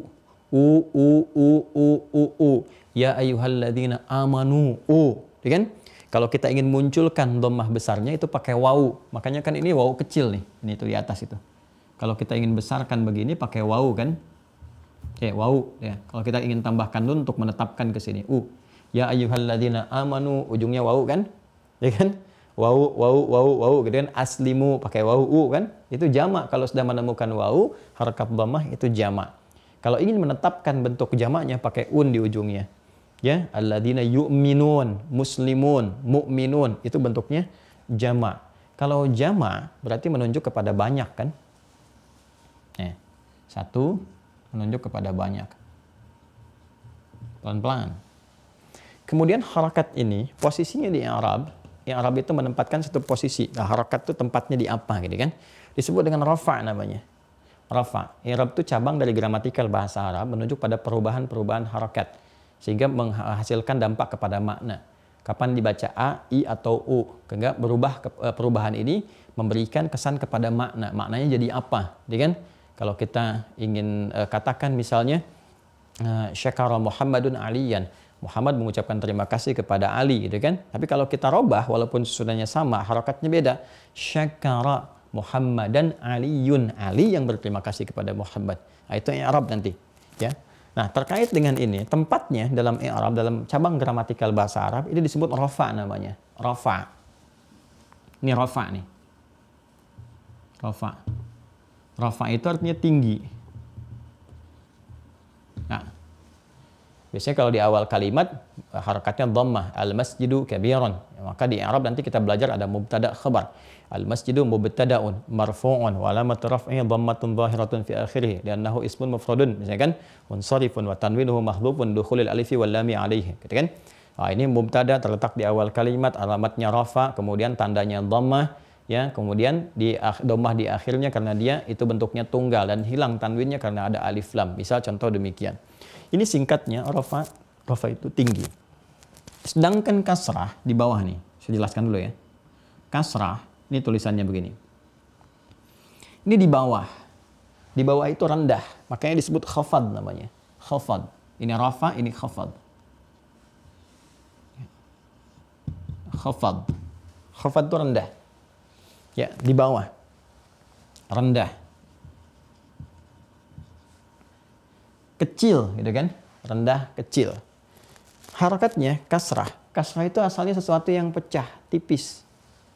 Ya, kasrah zujaj, pecah, kecil, tipis. Pecah, kecil, tipis. Ya, makanya suara yang pakai kasrah itu cenderung menunjukkan pada kelembutan, sesuatu yang tipis gitu ya.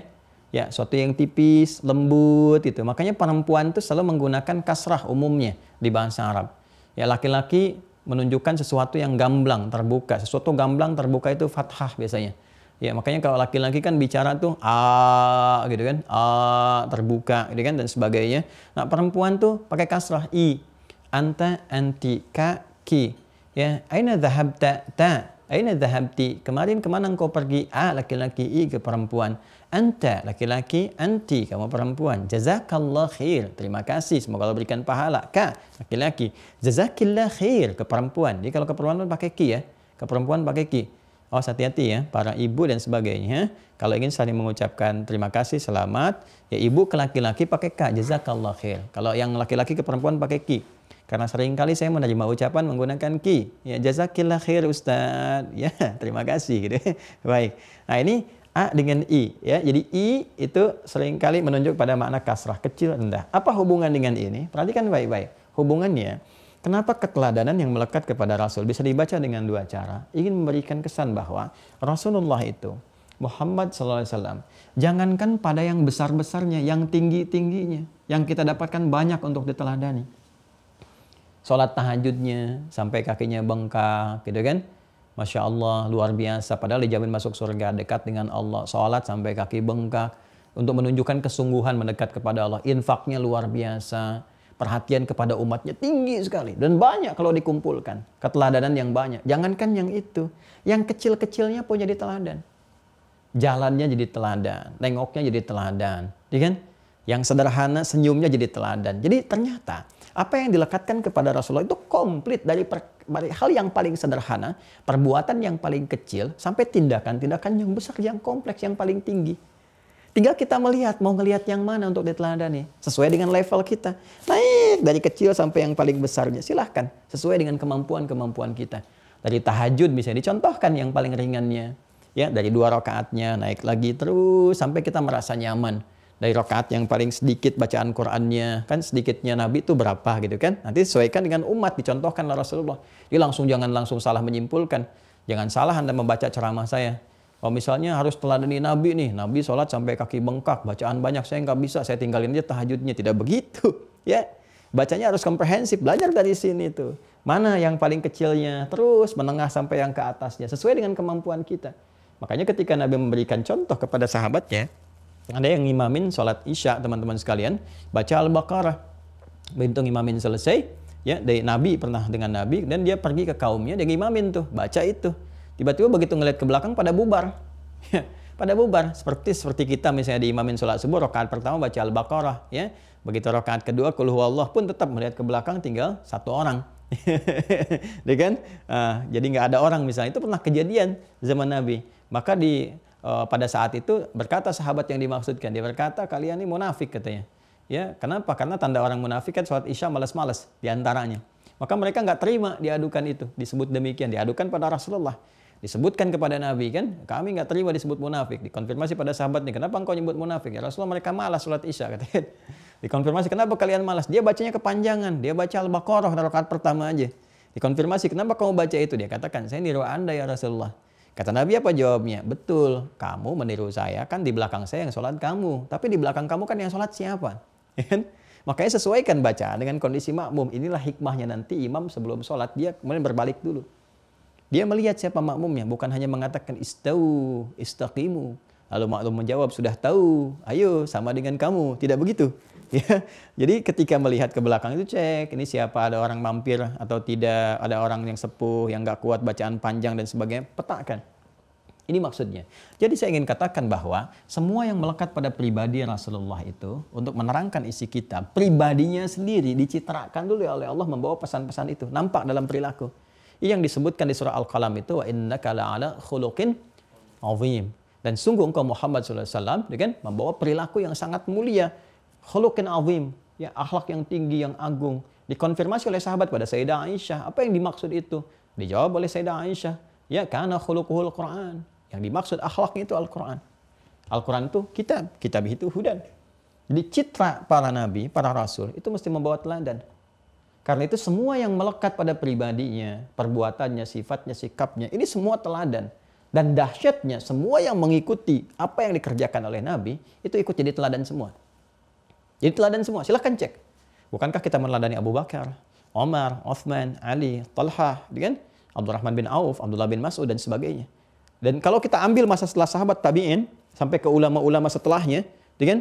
Ke tabi'in kita masuk di sana, ada Imam Atha bin Abi Rabah, kan? Imam Mujahid, ya Said Ibn Musayyab dan sebagainya. Setelah itu masuk lagi terus ya ke ulama-ulama setelahnya. Masya Allah ya, di masa-masa itu bahkan yang berdekatan ada siapa lagi? Ada Imam Abu Hanifah yang sangat berdekatan, Imam Malik, seterusnya Imam Asy-Syafi'i, Imam Ahmad bin Hanbal. Bukankah semuanya dikenang sampai dengan sekarang?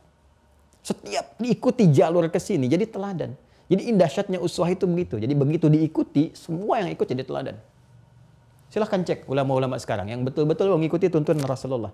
Di sikapnya, di tuturnya, dengan kelembutan tutur, dengan sikapnya, dengan kemuliaan, dengan kebaikan, proporsional tentunya. Jadi teladan, diapresiasi.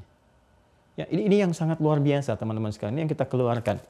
Nah, yang terakhir, yang keenam, ini yang menjadi inti dari pembahasan kita di subuh kali ini. Gitu kan?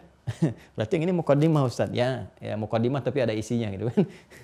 Sampai di sini. Nah, ini yang paling penting untuk kita kaji. Semua hal yang terkait dengan penjelasan-penjelasan isi kitab yang melekat kepada kepribadian Rasulullah. Ini, kalau disebutkan Rasulullah yang membawa misi, kan? Yang melekat pada segala hal yang terkait dengan kehidupan Rasulullah. Baik sikapnya, sifatnya, perkataannya, perbuatannya, segala hal yang dilekatkan, yang disandarkan pada Rasulullah, itu yang disebut dengan hadis namanya. Hadis.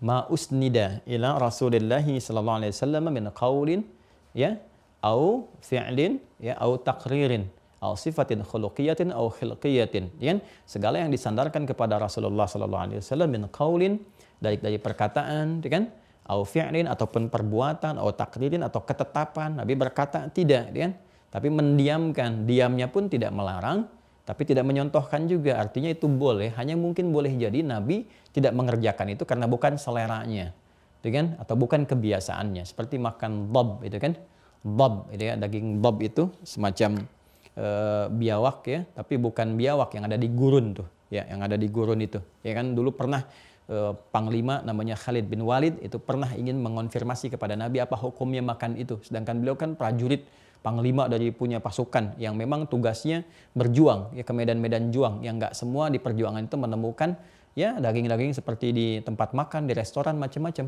Ya ada kambing guling, kambing miring, ya kambing rebahan dan sebagainya, itu kan nggak ditemukan. Dia kambing ayam bakar dan seterusnya yang di oven itu kan nggak ditemukan. Sedangkan hewan-hewan terbatas, maka beliau mencoba, itu kan, kemudian menghidangkan itu, ya setelah tentunya ditata dan sebagainya, tapi Nabi nggak makan. Dicoba untuk diuji ya oleh Khalid bin Walid, ketika dimakan Nabi nggak melarang, artinya ada kebolehan. Cuman Nabi nggak makan itu bukan berarti kemudian melarangnya, tapi mungkin seleranya nggak ke situ, kan? Nabi katakan ya boleh jadi saya kan kalau ada kambing kenapa makan itu, tapi bukan berarti dilarang. Ini mengonfirmasi untuk petugas-petugas tertentu atau punya misi-misi tertentu, ya, atau nanti profesi tertentu, misalnya di pasukan khusus tentara itu ada fikihnya sendiri nanti. Ya, kan nggak setiap waktu menemukan ayam goreng, ya ikan bakar, macam-macam. Apa yang dibolehkan, apa yang nggak boleh. Dari situ nanti keluar menjadi sebuah hukum. Dalam keadaan-keadaan terdesak, ini boleh dimakan, yang ini nggak boleh dimakan. Nah, jadi semua yang terkait dengan aspek kehidupan Nabi, baik perkataan, perbuatan, ketetapan Nabi, sifatnya, sikapnya, akhlaknya disebut dengan hadis namanya. Jelas ya? Nama hadis ini untuk membedakan dengan Quran, karena sifat Quran qadim. Ya, sifat Quran qadim karena firman ini sifatnya qadim. Al-Quran punya sifat qadim. Ya. Jelas ya? Firman, untuk menunjukkan firman ini bersumber dari Allah, sifatnya qadim. Kalau ini hadis. Ya kan? Jadi yang dimaksud hadis itu bukan Al-Quran, tapi tafsir dari Al-Quran, penjelasan dari Al-Quran. Yang tertuang dari apa? Bisa perkataan-perkataan ya dari Nabi sallallahu alaihi wasallam, bisa perbuatannya langsung, bisa ketetapan yang menjelaskan semua isi yang terkait dengan pedoman yang berada dalam Al-Quran. Jelas ya? Jadi kalau Al-Quran itu lafaz dan maknanya bersumber langsung dari Allah. Kalau hadis ya maknanya disampaikan oleh Allah, diwahyukan kepada Nabi Muhammad SAW, tapi kemudian penjelasannya disampaikan lewat bahasa Nabi atau perilaku-perilaku yang melekat kepada beliau. Ini yang disebut dengan hadis namanya. Nah, kita tadi disebutkan diminta oleh Al-Quran langsung, diperintahkan untuk meneladani kehidupan Nabi. Artinya apa? Semua apa yang disampaikan oleh Nabi yang menjelaskan tentang petunjuk-petunjuk di Al-Quran, baik lewat perilaku, perbuatannya, atau perkataan, kita harus ikutin itu. Ya, karena itu idealnya. Itu yang menjadikan kita bisa berubah menjadi lebih baik, jadi teladan lagi. Ini diikuti. Ketika kita ikuti, sifat kita, ya, sifat ya dari pekerjaan untuk mengikuti ini semua dipraktekkan menjadi jalan hidup. Jalan yang diikuti itu dalam bahasa Arab disebut sunnah namanya. Ya, sunnah. Ya, dari kata sanna asalnya. Ya, man sanna fil islami sunnatan hasanatan, kan? Ya, sunnah. Jadi kalau hadis itu lebih kepada seluruh hal keteladanan yang disandarkan kepada Rasulullah, baik berupa ajaran dan sebagainya, semua yang melekat pada kepribadian Nabi itu disebutnya dengan apa? Hadis. Jelas ya? Perkataan, perbuatan, ketetapan dan sebagainya. Kalau kita ikuti menjadi tapak kehidupan, jalan kehidupan kita untuk kita ikuti, maka namanya disebut dengan apa? Sunnah. Ya. Jadi kalau di ilmu hadis disamakan antara sunnah dengan hadis, yaitu sama-sama saja, semua yang bersumber dari Nabi Shallallahu Alaihi Wasallam. Tapi nanti kalau dalam masuk ke hukum bisa beda lagi. Ya, karena itu nanti di hadis pengertian hadis dengan sunnah ada definisinya. Ya. Kemudian di ilmu hadis ada definisinya, di usul fikih ada definisinya. Ya, nanti di fikih pun ada definisinya sendiri. Ya, kalau sudah masuk fikih, sunnah segala hal yang berpahala kalau dikerjakan, ya kan, dan tidak mengandung dosa kalaupun tak mampu untuk mengerjakannya karena kondisi-kondisi tertentu. Untuk membedakan antara hukum dengan sumber hukum. Ya, jadi kalau kita masuk ke fikih nanti hadis sumber hukum. Sama dengan Al-Quran sebagai sumber hukum. Yang ini penjelasnya, ini firman Allahnya. Jelas ya? Kemudian nanti kalau kita ikuti sumber hukum ini dapat pahala, maka kita dengar istilahnya sunnah. Ini hukumnya sunnah, ini hukumnya sunnah. Ya, ini sholatnya sebut dengan sholat sunnah, berhukum sunnah. Itu kalau sudah masuk ke ranah fikih. Karena kita sekarang ngajinya dalam konteks hadis untuk menguatkan akidah, maka kita jelaskan dasar dulu pemahamannya. Nanti kalau sudah masuk fikih, kita tajamkan ini.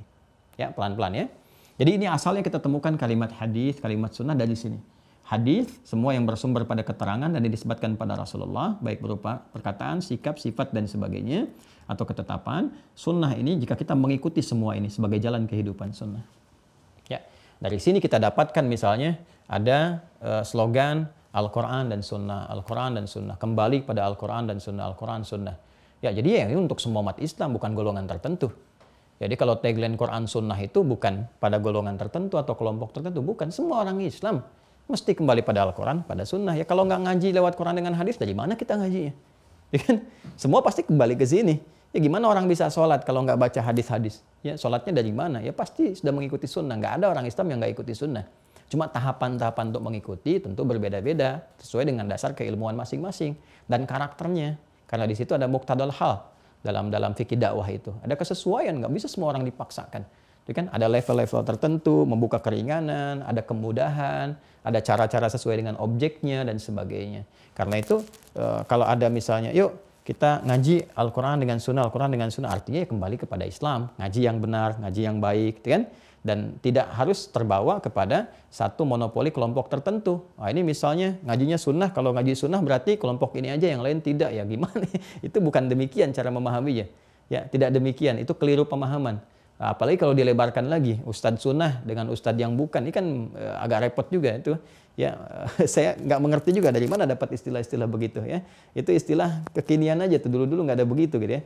Jadi kalau Ustadz Al-Quran, Ustadz Sunnah, ya kita belajarnya semua sama, kembali pada Quran, kepada Sunnah. Semua Ustadz pasti mengacu ke sini. Kalau ada yang nggak mengacu ke sini, pertanyakan ke ustadannya gitu kan. Nah, cuma tingkatan-tingkatan di sini nanti kalau udah ngaji fikih kita tajamkan. Ya, misal apa? Misal ada yang sifatnya satu panduan baku yang nggak boleh beda, itu pokok. Seperti apa misalnya? Seperti saat kita bertakbir, bacaannya satu bacaan Allahu Akbar, gitu kan? Nah, itu karena semua diduga bisa melakukannya. Tapi kalau kita akan sujud, kan ada dua tuntunan. Bisa menggunakan yang lutut, gitu kan? Bisa menggunakan yang mana? Yang telapak tangan. Boleh menggunakan itu. Yang pakai lutut dari Wa'il bin Hujr. Ya di Abu Daud nomor hadis 838. Yang pakai telapak tangan nanti boleh dari riwayat Abu Hurairah. Ya, nomor hadis 840 sampai 841 di kitab yang sama di Abu Daud, cuman beda tempat sedikit, satu kanan bawah, satu naik ke atas, sebelah kiri atas. Dua-duanya sahih. Ya, karena di awal-awal Nabi menggunakan lutut. Wa'il bin Hujr kan lebih duluan masuk Islamnya. Abu Hurairah 3 tahun sebelum Nabi wafat masuk Islam. 3 tahun sebelum Nabi wafat Nabi kan sudah sepuh. Ya, usia 60 tahun dan kurang lebih. Ya kan kalau penyakit sudah agak sepuh kan yang bermasalah lututnya. Ya kan? Maka ketika lutut bermasalah, Nabi kemudian sujud menggunakan telapak tangan. Tapi ini bukan persoalan antara sepuh dengan muda, bukan. Jangan sampai ada orang mau sujud pakai telapak tangan, Anda bilang sepuh ya. Bukan begitu. Ya cara memahaminya. Ini alternatif, karena boleh jadi ada orang misalnya ada bermasalah lututnya. Kan ada aja misalnya olahragawan, atlet, cedera lutut, dia mau sujud susah kalau menggunakan lutut, pakai telapak tangan silahkan. Ya, telapak tangan bermasalah misalnya sesuatu ada persoalan, gunakan lututnya. Ini artinya kemudahan dalam beribadah. Bukan salah satunya, oh ini yang pakai telapak tangan yang paling sunnah. Tidak, itu artinya belum paham hadis. Ya, dua-duanya itu ada dalilnya. Yang salah itu yang pakai kepala duluan. Ya, belum apa-apa udah rame gitu, sehingga saling berbenturan dan celaka pada akhirnya. Ya, nah, ini saya tajamkan pengetahuan dan luaskan wawasan untuk kita saling bisa memahami. Ya, jadi mengaji pun jangan dibatasi Ustaz Adi Hidayat saya tidak demikian. Silakan Ustaz lain banyak yang baik-baik sepanjang menerangkan kebaikan-kebaikan. Poinnya 2, mendekatkan kita kepada Allah. Kemudian yang kedua menambah pengetahuan kita dan membangun harmoni dalam kehidupan. Ya alhamdulillah kita kan tidak dituntut dengan amalan orang lain gitu. Kita hanya menyampaikan risalah dengan baik, silahkan. Dan kuncinya perbaiki diri sendiri. Jangan sampai diri belum baik sudah banyak menyoal orang lain, itu jadi persoalan. Ya. Kembali ke sini ya teman-teman sekalian, ini yang dimaksudkan hadis. Nah, kemudian kalau diikuti menjadi apa? Sunnah. Artinya nanti kalau ada misalnya ajakan kepada kita kembali kepada Quran dan Sunnah, artinya ngaji lagi, turunkan lagi dengan baik, lihat apa yang dibawa Rasulullah, jadikan sebagai pedoman kehidupan. Penutup yang terakhir, ini yang seringkali kalau saya amati ya, sejak dari kepulangan ke Indonesia saya lihat sampai dengan sekarang, Justru esensi ini yang belum tampil ke kehidupan kita. Kita banyak terjebak kepada diksi ini. Ya, terjebak di sini sehingga kadang-kadang melahirkan friksi juga. Ini yang kita perbaiki. Jangan sampai seperti itu gitu kan. Nah, sehingga saya juga sering mengajak ya, kalau ada ustadz-ustadz tuh pada kumpul ya, duduk-duduk semua aja diskusi. Terus kemudian spesialisasinya kalau ada database-nya bagus juga tuh. Database di bidang ini, nyampaikan apa. Di lingkungan ustadznya diskusi dulu tuh, semua ada kesepahaman dengan baik. Sampaikan kemudian ke masyarakatnya dan diberikan pengertian-pengertian. Kalau ini mengamalkan ini dalilnya ini, ya. Kalau Anda ingin seperti ini dalilnya yang ini, silahkan. Yang penting jangan berbeda di pokok, jangan berbeda di usul. Ya, sholat subuh sama-sama 2 rakaat itu pokoknya. Ya kan, ada pun turunan furu'nya, cabangnya misalnya di antara terapan doa, ada yang kunut. Ya, ada yang ingin dipakai kunut, silahkan kunut saat subuh. Dalilnya ini loh, dalilnya tuh sampaikan. Yang pernah praktekkan siapa di kalangan sahabat ini, kalangan tabi'in ini, kalangan ulamanya siapa? Wah, ini Imam Syafi'i praktekkan jahar setelah ruku. Imam Malik juga kunut. Imam Malik kan dulu di Madinah, itu mufti Madinah, disebut Imam Darul Hijrah. Imamnya Madinah itu Imam Malik. Ya kan? Hanya terjadi pergantian kekuasaan, sekarang dari dinastinya Bani Sa'ad, ya kan? Diterapkannya mazhabnya Imam Ahmad. Imam Malik diterapkan di mana? Wilayah Afrika Utara banyak. Saya itu sempat kuliah di Libya. Saya di Libya itu Imam Malik itu imamnya Madinah. Jadi kalau kita mau gali manhajnya Madinah, saya pelajari mazhab Imam Malik itu. Imam Malik itu kunutnya apa? Sebelum ruku, tapi sir, nggak dijaharkan. Jadi di rakaat kedua sebelum ruku itu kunut. Ya, ada yang memilihnya kunutnya di nazilah aja. Nazilah seperti Imam Ahmad bin Hanbal, kalau ada kejadian baru kunut, meruntut kepada sebab-sebab Nabi menunjukkan doa itu. Ya, ada yang memilih udah tidak kunut di situ seperti Imam Abu Hanifah, dalilnya ini. Semua ada dalil itu di furu' dan semua saling menghormati. Saling menghormati semua di situ. Tapi semua mau yang kunut mau yang tidak tetap sholat subuhnya 2 rakaat. Kan itu yang pokok, ya. Jadi yang kita soal itu kalau ada orang sholat subuh 4 rakaat baru kita soal. Ya, kalau masalah kunut dengan tidak nggak ada masalah. Kalau imamnya dia kunut, yang di belakang mengaminkan. Kalau imamnya tidak kunut, yang di belakang jangan sujud sahwi. Ya kan? Begitu sudah salam ya selesai, jangan sujud sahwi lagi. Persis kayak Anda misalnya ke Mekah, kan nggak ada jamaah haji yang sujud sahwi, ya kan? Nggak ada juga begitu kunut, misalnya Allahumma hadina fiman hadait bid'ah, gitu kan tidak begitu juga gitu. Ya, nanti kalau udah masuk bab fikih saya tajamkan, termasuk dalilnya mana, ini mana, ini mana. Kemudian ini madhab itu kan bukan kelompok, ini pendapat yang diambil berdasarkan dalil ini. Cuman ketika kemudian menjadi satu komunitas, ingin mendawamkan melalui jalur ini seakan-akan menjadi satu kelompok gitu. Ya, nanti kita tajamkan saat masuk bab fikih. Saya ingin, kenapa saya singgung itu perdalam, supaya kita tampil harmoni dalam kehidupan karena mengerti dengan ilmu, bukan dengan doktrin. Kalau dengan ilmu kita paham, nanti kita hormati orang lain. Oh, karena begini, karena seperti ini. Kalau ada ingin ngaji, membawa nama sunnah, bagus. Oh, mungkin yang ini diterapkan. Alhamdulillah. Jadi kita mengerti dengan keilmuan bukan dengan doktrin. Karena itulah nanti membangun harmoni baik. Jangan sampai pulang ke rumah ribut suami istri. Yang satu ngaji ini, satu ngaji begini. Karena satu di doktrin A, satu doktrin B. Jadi persoalan. Ya, kan ngaji itu menyatukan, memperbaiki, bukan memecahkan, bukan menghadirkan persoalan gitu. Ini yang harus kita tajamkan pada jiwa kita. Nah, sekarang apa yang sering belum banyak justru terungkap di balik ini esensinya? Ini esensinya. Ini bukan perdebatan di sininya. Esensinya adalah karena Al-Quran ini, hudan, dijelaskan oleh hadis, diikuti dalam bentuk sunnah, dan ini fungsinya sebagai penjelas. Tibyanan, kan, di kulli syai'in. Kan Al-Quran sebagai tibyan, sebagai pengukur, parameter dalam segala hal. Kemudian hadisnya penjelas dalam sebagainya, tafsir. Semua tafsir, penjelasan, dan sebagainya. Artinya, semua aktivitas berkehidupan, ya, dari mulai bangun tidur sampai tidur lagi, penjelasannya ada di sini. Sumber referensi utamanya di sini, dijelaskan di sini. Bahkan bukan hanya dari perkataan. Ya, bukan dari perkataan, ada perbuatan, ada ketetapan, macam-macam. Karena itu dalam perkataan pun kita punya istilah sendiri. Kalau dari Allah itu firman, Allah berfirman. Kalau dari sini sabda kan, untuk menunjukkan satu ketinggian ya informasi hierarkis, secara hierarkisnya membedakan bagaimana kata-kata manusia dengan turunan ke atasnya. Ini ya manusia biasa kan ke bawahnya ini berkata gitu kan. Manusia berkata, walaupun di bahasa Arab bisa sama-sama dikaulkan qala ta'ala qala Rasulullah, gitu kan? Ya qala Imam Syafi'i dan sebagainya itu qala biasa. Tapi ketika kita terjemahkan, kita membuat satu perbedaan dari istilah-istilah ini untuk menunjukkan sebuah kesan. Ya kan? Ini firman Allah berfirman. Nabi SAW bersabda. Ya kan? Imam Syafi'i berpendapat, berkata demikian. Untuk memberikan kesan bahwa yang ini sumber hukum utama Al-Quran. Yang ini hadis.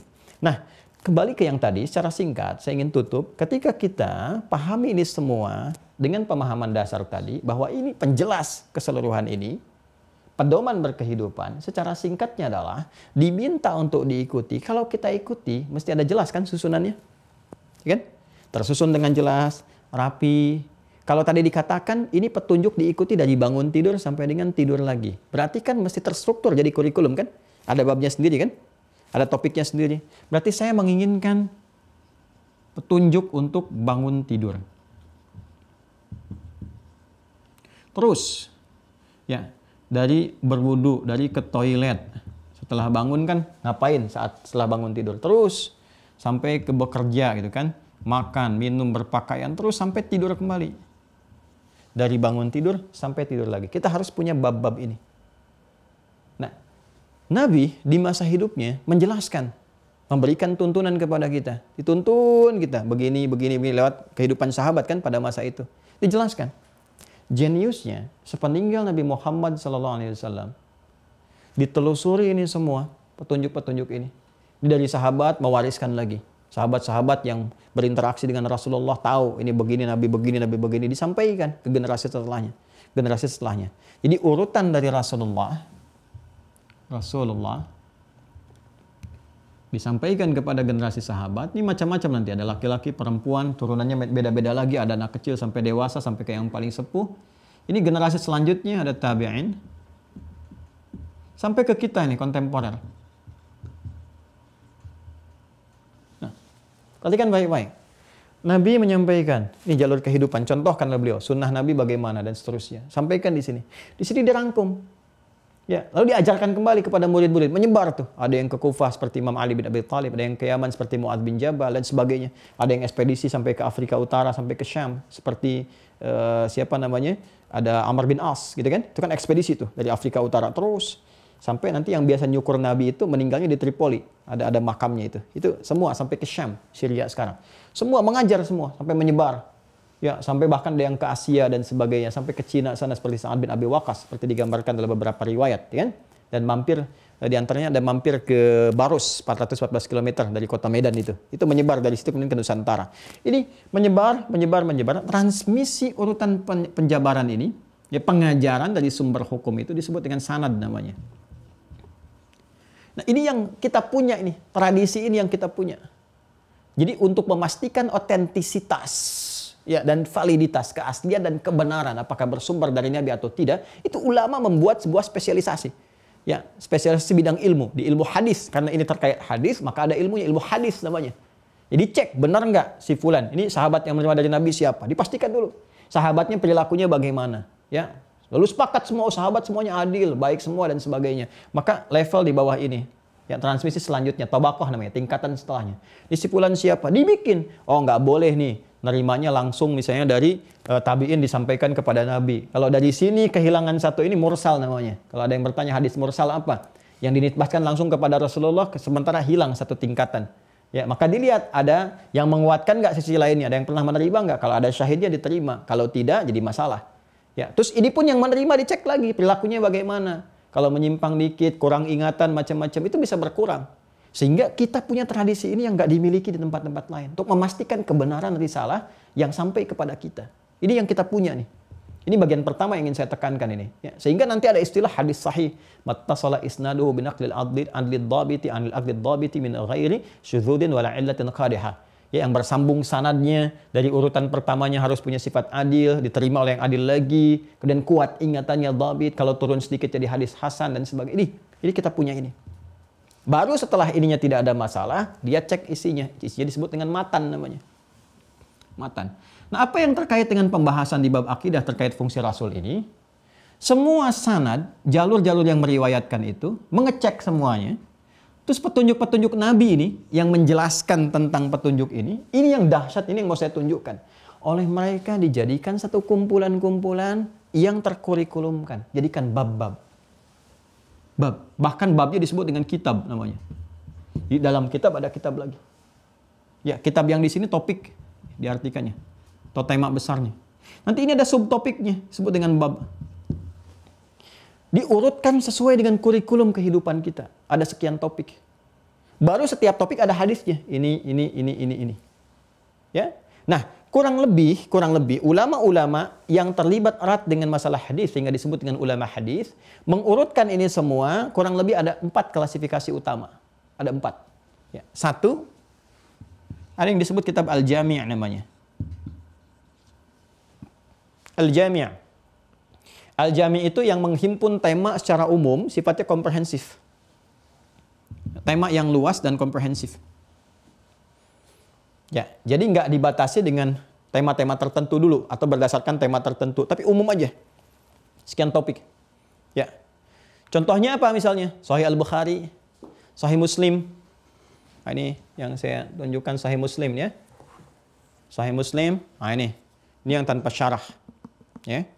Ini sekian banyak tanpa syarah. Yang ini yang ada syarah Al-Imam An-Nawawi. Ya, syarah Imam An-Nawawi ini 9 jilid. Ini 9 jilid. Nah, ini contohnya. Al-Bukhari kita juga punya. Al-Bukhari kita ambil yang Al-Bukhari. Bismillah. Nah, ini dia. Nah, ini kalau lagi baca kadang-kadang sandaran gitu. Sandaran di kursi ada bantalnya. Enak juga nih baca-baca kitab. Kemudian kita ambil syarahnya ini. Ibnu Hajar Al-Asqalani. Ini yang ada syarah biasanya. Alhamdulillah. Nah, kita bawa ya. Sekalian ya kita perkenalkan ya. Nah, ini yang Al-Bukhari. Sahih Al-Bukhari ya. Nah, ini Sahih Al-Bukhari yang nggak ada syarahnya. Jadi kalau pengen nyari cepat hadis di sini. Nah, ini 18 jilid nih. Yang Fathul Bari fi syarah Sahih Al-Bukhari karya Ibnu Hajar Al-Asqalani. Jadi ini disyarah lagi, dijelaskan lagi 18 jilid. Ini yang 4 jilid. Yang Sahih Al-Bukhari yang ini. Ya, penjelasan singkatnya. Ini masuk kualifikasi namanya kitab Jami'. Ini. Kenapa disebut Jami'? Karena susunan di kitab ini saat mengurutkan topik-topiknya disebut dengan kitab dan ada subtopiknya, disusun secara luas, umum saja. Ada 97 topik. 97 tema. Ya. Tapi fakihnya Imam Al-Bukhari, dahsyatnya, jenius beliau itu, kejeniusannya, itu diurutkan dulu berdasarkan ini, menetapkan kerasulan. Makanya topik pertama kitab Bad'ul Wahyi. Menetapkan dulu, nih tanda-tanda kenapa Nabi Muhammad disebut Rasul. Apa yang membuktikannya? Disebutkan. 1, 2, 3. Sampai kita yakin dulu, oh ini benar Nabi Muhammad seorang Rasul. Cirinya begini-begini terpenuhi pada pribadi beliau. Kalau kita sudah yakin ini Rasulnya, maka semua ajarannya akan kita yakini. Maka topik keduanya, Kitabul Iman. Kitabul Iman ada 57 hadis.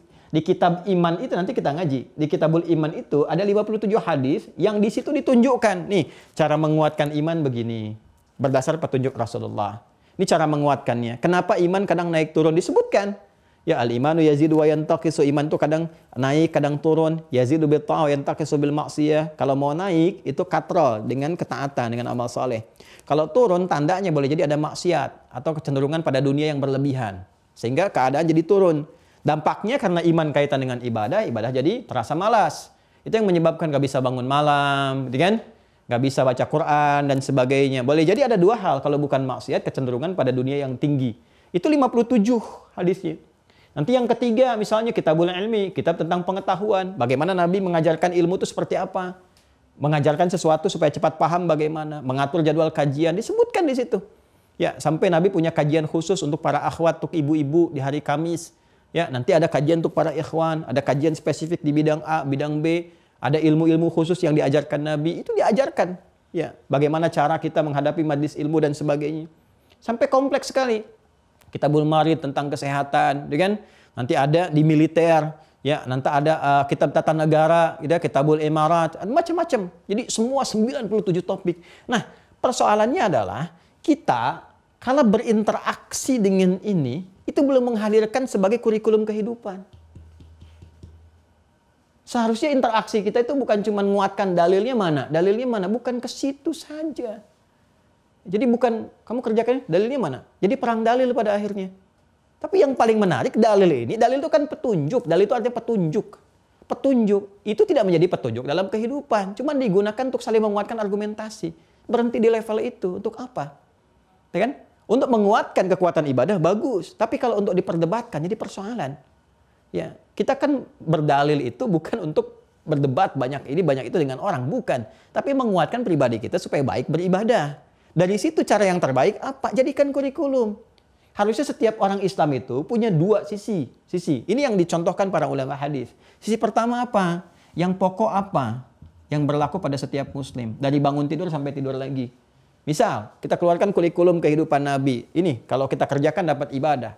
Jadi teladan, dapat ibadah. Dan berkah hidupnya. Begitu dilakukan dapat pahala. Dari bangun tidur bagaimana? Kita keluarkan satu-satu. Bangun tidur. Bangun tidur, duduk dulu. Usap bekas ngantuk pakai telapak tangan. Ya, itu ada di Abu Daud nomor hadis 1367. Karena Nabi SAW, jika Nabi SAW bangun dari tidurnya, fajalasa duduk sebentar, memasah biyadi min athari naumi, kemudian mengusap dengan tangan yang diduga bersihnya bekas-bekas ngantuknya. Faqara akhawatima surat Ali Imran, maka membaca ya 11 ayat terakhir surah Ali Imran, kemudian membaca doa, alhamdulillahilladzi ahyana ba'da ma matana wa ilaihin nusyur, thumma dhahaba ila syinil mu'allaqah. Kemudian pergi beliau ya ke tempat tertutup untuk berwudu atau mandi kalau berjanabat dan sebagainya. Itu ada semua petunjuknya. Sampai urusan masuk toilet diatur, masuk pakai kaki apa, doanya apa, di toilet harus ngapain, ya keluar kemudian pakai kaki apa dan sebagainya, ada semua. Sampai pekerjaan pun Anda kerja di bidang apa sih? Ya, apakah di ilmu kan? Ilmunya turunannya apa lagi? Apakah pengajar, bidang akunting, macam-macam. Profesinya di bidang keamanan, tentara, polisi kah? Ya kan? Ada semuanya. Petunjuk-petunjuk ini nih. Nilai ini dahsyatnya berkesesuaian dengan setiap era, dimanapun sampai kapanpun. Yang kalau diikuti, maju. Silahkan cek. Dibawa ke Spanyol, Spanyol maju. Dibawa ke Baghdad, Baghdad maju. Eropa belajar dari situ, dibawa saripatinya. Walaupun tidak diperkenalkan inspirasi keislamannya. Dengan sejujur-jujurnya, silahkan gali. Dengan pendekatan sejarah. Lihat dari mana akarnya bisa maju berkembang. Akan kembali ke sini. Orang Islam umumnya, nggak semuanya, sebagian meninggalkan ini. Terjebak pada frame-nya di sini. Nggak kembali ke ajaran ini, makanya mundur. Kalau mau maju balik lagi ke sini. Makanya para ulama kita ngajak kembali pada Al-Quran, pada Sunnah. Di Quran tuh ada ajakan riset. Ayo banyak riset. Riset. Dulu orang pada ngeriset semua ayat Quran diriset, hadis diriset, keluar.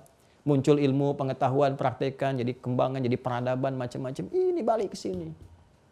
Ya, harus yakin loh kita yang diturunkan kok. Buktinya sudah ada semua. Orang pada ngeriset, pada belajar. Yang nggak beriman aja ngeriset. Yang belum beriman ngeriset. Masa kita yang beriman nggak mau? Kembali lagi. Hafalin tuh Qurannya. Hafalin Quran, interaksi dengan hadis. Banyak. Ini bukan fiktif, ada semuanya. Dibuktikan lewat sejarah. Orangnya ada. Karyanya masih banyak. Ini baru yang jami'.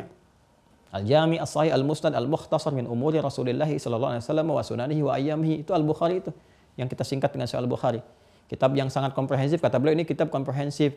Saya sudah teliti, saya tampilkan dengan ringkas. Semua tersambung pada Rasulullah, berisi kehidupan Nabi sallallahu alaihi wasallam dan hariannya. 24 jam itu Nabi ngapain. Ya kan? Secara umum. Nanti kalau kita pengen belajar masalah fikih, ngaji kitabnya, kitab kedua namanya kitab Sunan. Kitab Sunan. Tuh, kitab Sunan ini kitab hadis yang disusun berdasar urutan fikih. Makanya dibuka dengan kitab Taharah. Kitab Taharah bagaimana menentukan jenis air, ya, air mutlak, musyammas misalnya, ya kan, air suci, suci mensucikan, air tahir, tahir mutahhir, tahir ghair mutahhir, yang suci tapi nggak bisa dipakai menyucikan, seperti air kopi, kopinya suci tapi nggak bisa dipakai wudhu, nggak ada orang wudhu pakai air kopi, ya kan? Jadi nanti ada orang air yang suci mensucikan, status air hujan bagaimana, air laut bagaimana, air sungai bagaimana ketika ada air sungai, sungainya bercampur dengan apa dan sebagainya, itu semua dibahas. Setelah itu maru basuh ke bab wudhu, setelah itu sholat, terus itu kitab Sunan. Makanya kita kenal dengan Sunan An-Nasai, Sunan Abu Daud, ya kan? Kenapa? Karena di kitab-kitab itu susunannya berdasarkan urutan fikih. Jelas ya?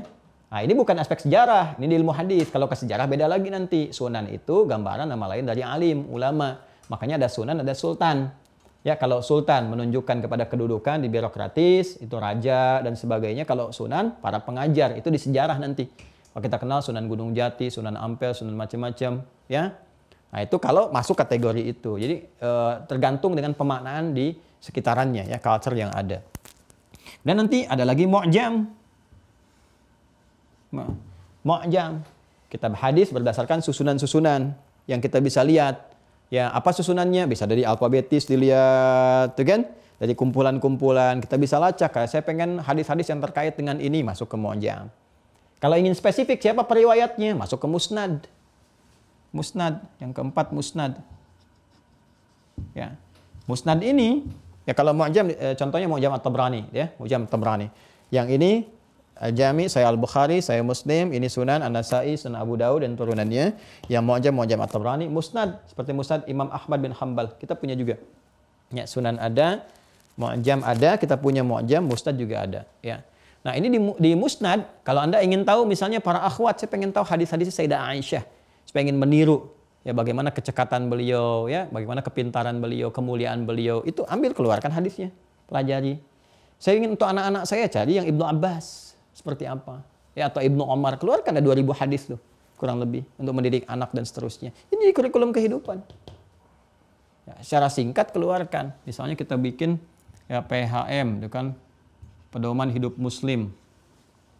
Ya, pedoman hidup Muslim, itu kan. Udah? Nah, kurang lebih seperti ini dikeluarkan dari bangun tidur sampai tidur lagi. Kan ada parsial sekarang itu. Nah, ini di kitab-kitab ini sudah ada semua. Nah, ini harus kita lakukan. Jadi satu-satulah belajar sepekan ini, mau belajar bangun tidur dulu. Udah jadi kebiasaan, pekan berikutnya belajar yang lainnya terus. Nah, ini pertahankan sampai kita wafat. Nah, ini yang terkait dengan fungsi Rasul. Jadi kalau disebutkan iman kepada Rasul, bukan cuma dihafalkan. Iman kepada Rasul itu cerminan dari bagaimana kita mengambil pedoman kehidupan yang disampaikan oleh Allah lewat kitab. Karena itu kalau kita beriman kepada Rasul, ikuti petunjuk Rasulnya. Dari mana tahu petunjuk Rasul? Nih di kitab-kitab hadis. Saya alhamdulillah sudah bisa pakai digital, udah ada, kan? Tinggal klik keluar, ya kan? Tapi tinggal kita juga harus konfirmasi kepada ustadz-ustadznya ini benar atau tidak, ini sahih atau tidak. Jangan sampai yang dhaif, yang sifatnya nggak bisa dipakai hujah digunakan sebagai bagian dari perangkat untuk kita belajar dan sebagainya atau menyandarkan sesuatu untuk bersikap ya. Nah, itu yang kita coba perkuat. Jadi ini makna beriman kepada Rasul, esensinya ini kalau kemarin kita lihat ya turunan-turunan dari pemaknaan, sekarang kita kepada praktikalnya. Ya, jadi ini yang kita harapkan teman-teman sekalian. Nanti prakteknya akan muncul saat di fikih, saat di ibadah. Kan satu-satu, sholat, dalil Qur'annya apa. Nanti prakteknya begini. Karena kitab, kemudian Rasul, kitab itu Al-Quran, Rasul pakai hadis kan. Nah, kan dalam rangka ini beribadah kepada Allah. Nah, dalam rangka ibadah ini akan diturunkan. Contoh, dalam rangka ibadah kepada Allah secara ritual apa saja dibagi ritual dulu. Salat. Apa dalilnya di Quran? Keluarkan ayatnya. Semua terkait dengan salat. Bagaimana prakteknya di hadis? Muncul praktek dari mulai menghadap kiblat, takbir sampai dengan salam. Bahkan dari wudhu terus diuraikan. Ya, Qurannya apa? Hadisnya apa? Contohnya bagaimana? Ulama bagaimana mengajarkan? Karena harus bersandar pada keterangan ulama. Ya, nanti pas di fikih saya detilkan. Kita ada bagannya juga sampai ke atas sampai kita memahami dengan baik. Nah, seperti itu kurang lebih pertahankan sampai wafat. Nah, nanti dari ibadah ritual masuk ke muamalah, interaksi sosial dari tatanan diri kita. Ini lengkap sekali. Saya tuh selalu ya men-challenge teman-teman, coba cari deh tuntunan yang paling lengkap seperti ini. Dari yang paling sederhana sampai yang paling kompleks. Dan semua tubuh kita dituntun. Dari fikiran, ada tuntunan fikiran. Berpikir yang baik-baik disebut husnudzan. Ayatnya ada, hadisnya ada. Ana inda dhanni abdi. Kalau di Quran banyak sekali. Ya, banyak sekali. Sampai kemudian kita mau turun lagi ke mata. Tuntunan mata ada, telinga ada, lisan ada, sampai ke ujung kaki. Sampai dibahas. Ada nggak yang begitu? Ya, selain yang kita temukan di Al-Quran, di hadis. Nah, ini menunjukkan risalah ini benar. Kalau nggak benar, nggak ada tuntunan yang kita dapatkan yang sifatnya membimbing semua aktivitas kehidupan kita. Dari bangun tidur sampai dengan tidur lagi. Kurang lebih seperti itu teman-teman sekalian. Nah, jadi sekarang tugas kita menurunkan itu semua.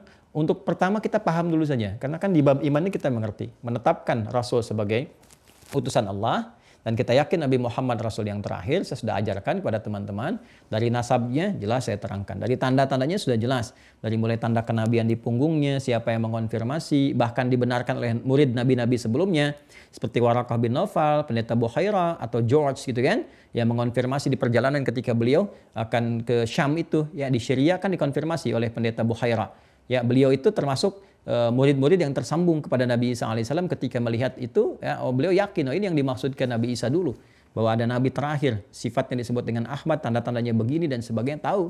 Ya, begitu disampaikan kepada pamannya untuk dibawa pulang. Ya, diteruskan kan, ini ditanya satu-satu, anak kamu bukan? Jawabnya anak saya itu bukan. Ya, karena anak ini semua konfirmasi tanda kenabian dicek kan tubuhnya semua. Ada semuanya, cuma satu aja. Ya kan? Kenapa? Satunya yang satu apa? Yang satu bapaknya meninggal sejak di kandungan. Anak ini dalam kandungan ibunya. Baru Abu Talib terbuka. Iya betul, sebetulnya ini anak dari saudara saya gitu kan. Namanya si Fulan gini. Baru disuruh pulang karena nanti ada kejadian-kejadian. Dan ini dikonfirmasi di Al-Quran. Ya, dikonfirmasi. Ada orang yang tidak menginginkan bahwa Nabi ini lahir dari kalangan suku tertentu, pengennya dari kalangan garis dari keturunan dia, gen dia gitu kan. Maka kalau ketahuan ini akan beresiko, maka dibawa pulang. Lalu dikonfirmasi setelah kejadian itu kan nanti dewasanya kan 12 tahun usianya. Nanti naik ke atas ya 35 tahun, kan ada peristiwa peletakan Hajar Aswad 5 tahun setelah itu, ya setelah menikah dengan Sayyidah Khadijah rumah tangga 15 tahun, ya mendapatkan wahyu dikonfirmasi lagi. Saat dapat wahyu konfirmasinya siapa? Warakah lagi, Warakah bin Naufal. Yang mengikuti jejaknya siapa? Jejak-jejak Nabi Isa ke atas, yaitu muwahhidun. Ya, yang diwariskan sebelum-sebelumnya kan ada disebut dengan Hawariyun, itu murid-murid Nabi Isa alaihissalam menyampaikan risalah terus terjaga sampai menyebar beberapa tempat dan mereka menunggu, semua menunggu Nabi terakhir itu, dan sudah ada disebutkan tanda-tandanya. Kalau suasana alam begini yang membentuk bintang Ahmad ini begini akan terjadi, maka mereka tuh sudah menunggu di bulan-bulan waktu-waktu tertentu, bahkan para Yahudi sudah tahu. Ini akan datang berkunjung ke Syam, akan begini, akan terlihat bagaimana awan mengikuti, bagaimana tumbuhan akan ruku menaungi dan sebagainya. Tahu semua, ya kan? Cuman yang mereka inginkan tidak terwujud karena keinginan, karena Allah memberikan kebutuhan bukan apa yang diinginkan, yaitu nabinya dari kalangan mereka. Ternyata kan yang diutus dengan hikmah tertentu, yaitu lain sesuai dengan kehendak Allah. Itu nanti babnya sejarah, bab sirah. Ya. Nah ini teman-teman sekalian, jadi semua terkonfirmasi, tugasnya demikian. Jadi kalau ada kita misalnya satu gambaran, ayo kembali pada Al-Quran dan Sunnah, artinya apa? Memperbaiki diri, menata diri, mengembalikan petunjuk kehidupan sesuai dengan petunjuk-petunjuk yang disampaikan Allah Subhanahu Wa Taala lewat Rasul. Kita yakini, kita imani sampai kita wafat. Demikian. Adapun mempelajari itu jalurnya lewat ulama. Nabi menyampaikan wa innal ulama'a warathatul anbiya, hadis riwayat Abu Darda, dan sungguh para ulama itu pewaris para nabi. Jadi kita belajarnya lewat para ulama ya yang mengetahui sanadnya itu kan karena sanad itu terjaga. Di hadis Muslim disebutkan bab pembukanya, ya, babul isnadi minad din, belajar dengan tuntutan sanad bagian terpenting dari agama. Ya kalau salah nanti bisa salah pemahaman agamanya. Ya karena itu harus ada kualifikasi ustadz yang benar. Ya kan kalau kita belajar itu kita lihat kualifikasinya, nggak semua ustadz menguasai apa yang disampaikan. Saya pun demikian. Ya kan? Yang disampaikan yang dimaksudkan kalau bukan spesialisasinya. Makanya Imam An-Nawawi dalam kitabnya At-Tibyan fi Adab Hamalatil Quran, ya dilihat bagaimana spesialisasinya, keahliannya. Jangan semua ustadz harus diberikan tema. Ibu bapak kalau bikin pengajian yang proporsional. Ya, jangan guru tafsir disuruh nerangkan masalah fikih yang akan nyambung. Ya kan? Ya, ini yang sering terjadi. Kawan saya baru pulang dari Timur Tengah, jurusan apa pertanian, pulang-pulang ke Indonesia suruh ngajar tafsir. Dia ketawa kan kepada saya, dia menyampaikan, saya suruh ngajar tafsir Ustaz Adi, katanya. Saya ajarin tafsir kurma. Ya, ini kita proporsional aja, proporsional ya. Yang belajar mau dimanapun. Alhamdulillah ada guru. Ya, ini lulusan Madinah, alhamdulillah, lulusan Ummul Qura, alhamdulillah, lulusan Al-Azhar, alhamdulillah, di Tripoli, ya, alhamdulillah, dari Tunis, alhamdulillah, dari Indonesia, alhamdulillah, banyak. Ya, alim-alim kita itu, masya Allah, dari Indonesia tuh, dari daerah-daerah, apalagi luar biasa penguasaan kitab kuningnya, pemahaman kitab, dan cuma tawadhu aja, tawadhu, nggak punya banyak channel YouTube gitu kan, yang kalau ngaji tuh, masya Allah, pemahamannya itu yang saya sering referensikan teman-teman belajar lah, dan proporsional. Kalau memang nggak sepakat, jangan dicela. Yang harus diikuti, ikut enggak. Ini yang paling lucu gini, diikutin sampai habis tapi nyelain gitu. Aneh nih. Ya nyela tapi tapi ngikutin gitu ya. Benci tapi rindu gitu. Ya diikutin hanya untuk nyela. Tapi alhamdulillah mudah-mudahan dapat hidayah gitu kan. Ini kan menarik gitu. Nah, udah kalau nggak sepakat tinggalkan, kan? Nanti ngaji dengan yang kira-kira cocok. Tapi yang terukur, yang baik. Kalau kita dapat kebaikan, ambil untuk pedoman dalam kehidupan. Tapi kembali ke masing-masing. Kan prinsipnya la ikraha fid din, tidak ada paksaan. Ya, kalau murid-murid saya tidak boleh mencela siapapun ya. Ya termasuk kalau ada orang yang keliru pun jangan dicela orangnya. Ya karena boleh jadi mungkin tidak bermaksud demikian, mungkin salah ucap. Harus seperti itu dulu. Nanti perbaiki perbuatannya. Yang kita koreksi pernyataan, tindakan, tapi tidak harus membenci orangnya karena setiap orang itu masih punya hak untuk mendapatkan kesolehan, kebaikan. Firaun aja masih punya hak untuk jadi soleh, dikirimkan 2 nabi, cuman dianya memang yang bertahan dengan salah. Itu kan. Jadi kalau sekarang tidak ada yang seperti Firaun, jangan bersikap buruk ya, jauhi sikap mencela. Dalam taklim juga dalam mengajar tidak boleh mencela, menghina orang lain, menghardik, menjelek-jelekan, tidak. Perbaiki perbuatan. Perbuatannya perbaiki, itu yang kita pelajari, ambil hikmah dari situ dan doakan supaya baik. Ya, dan itu proporsional. Nanti kalau ada tindakan-tindakan tertentu, ya di agama juga nanti ada porsinya. porsi untuk menyesuaikan dengan itu semua. Itu yang saya ajarkan. Kalau memang ada kurang berkenan atau saya salah, ya mohon dikoreksi. Ya, atau boleh jadi kemampuan saya sampai di situ. Nanti ada ustadz-ustadz yang lebih baik. Nanti ada porsinya sendiri. Ada ustadz spesialis amal ma'ruf, ada ustadz spesialis nahi mungkar, gitu kan. Ada ustadz spesialis amar ma'ruf nahi mungkar, gitu kan. Dan sebagai macam-macam lah, sesuai dengan apa yang Allah tetapkan, tapi garisnya ini yang Rasul pandukan. Kalau mau amar ma'ruf, gimana tuntunan Rasulnya? Kalau mau nahi mungkar, gimana tuntunan Rasulnya? Dan kita sebagai awam cukup perbaiki diri kita. Jangan menilai berlebihan. Ya, jelas ya? Nah, kemudian ini kita lakukan sampai kapan ngikutin ini? Makan, cari petunjuk Rasulnya. Yang sederhana dulu aja, berpakaian, bagaimana Rasul contohkan. Lewat yang mana dulu, bagaimana berpakaiannya, pakaian apa yang digunakan. Kan ada kualifikasinya. Ya, yang menutup aurat bagaimana? Jangan lomba-lomba sama binatang. Ya nggak akan menang. Binatang itu makin seksi, makin terbuka. Jadi kalau lomba-lomba terbuka, binatang jagoan nanti. Ya, yang juara itu nanti, yang juara. Ya, maka mulai perbaiki pakaian bagaimana Rasul mencontohkan yang baik-baik. Yang perempuan lihat istri-istri Nabi dan seterusnya, ya kan dicontohkan ada ayatnya, ada hadisnya dari pakaian. Cara makan bagaimana, bekerja nilainya seperti apa dan sebagainya. Itu aja konsisten. Nah, sampai kapan? Nah, ketika bicara sampai kapan, maka muncullah simpul kelima. Di simpul kelima ini kita akan diingatkan. Di situ kita bertahan, ya sampai akhir dari kehidupan kita. Atau memang kehidupan ini berakhir. Sampai akhir dari kehidupan kita datangnya kematian. Atau memang akhir dari kehidupan ini ya semua kehidupan berakhir. Maka nanti simpul yang kelima akan menjelaskan kepada kita untuk memotivasi kita. Sampai titik akhir tugas kita sebagai khalifah di bumi ini dijalankan dan kembali kepada Allah Subhanahu wa Ta'ala. Karena itu selesai pembahasan kita. Terima kasih. Semoga Allah memuliakan kita. Mohon maaf kalau hari ini dan sebelumnya atau mungkin besok lusa Anda temukan hal-hal yang kurang tepat. Mohon berkenan, ini menunjukkan ketidaksempurnaan saya. Dan saya memang masih manusia. Semoga Anda berkenan memaafkan. Semoga Allah mengampuni dosa-dosa kita. Dengan segala kerendahan hati, kalau ada kebaikan-kebaikan itu bukan bersumber dari saya. Itu petunjuk dari Allah dan Rasulnya yang kiranya bisa kita ambil sebagai bagian positif untuk berkehidupan yang baik. Terima kasih. Mohon maafkan saya sekali lagi. Allahumma taqabbal minna innaka antas sami'ul alim wa tub 'alaina innaka antat tawwabur rahim. Allahumma ij'alna min ahbabi rasulikal mustafa sayyidina Muhammad sallallahu alaihi wasallam.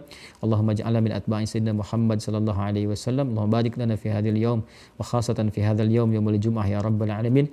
Barik lana fi umrina wa fi umurina wa fi hayatina wa fi mamatina wa sallallahu ala sayyidina Muhammad wa ala alihi wa sahbihi ajma'in.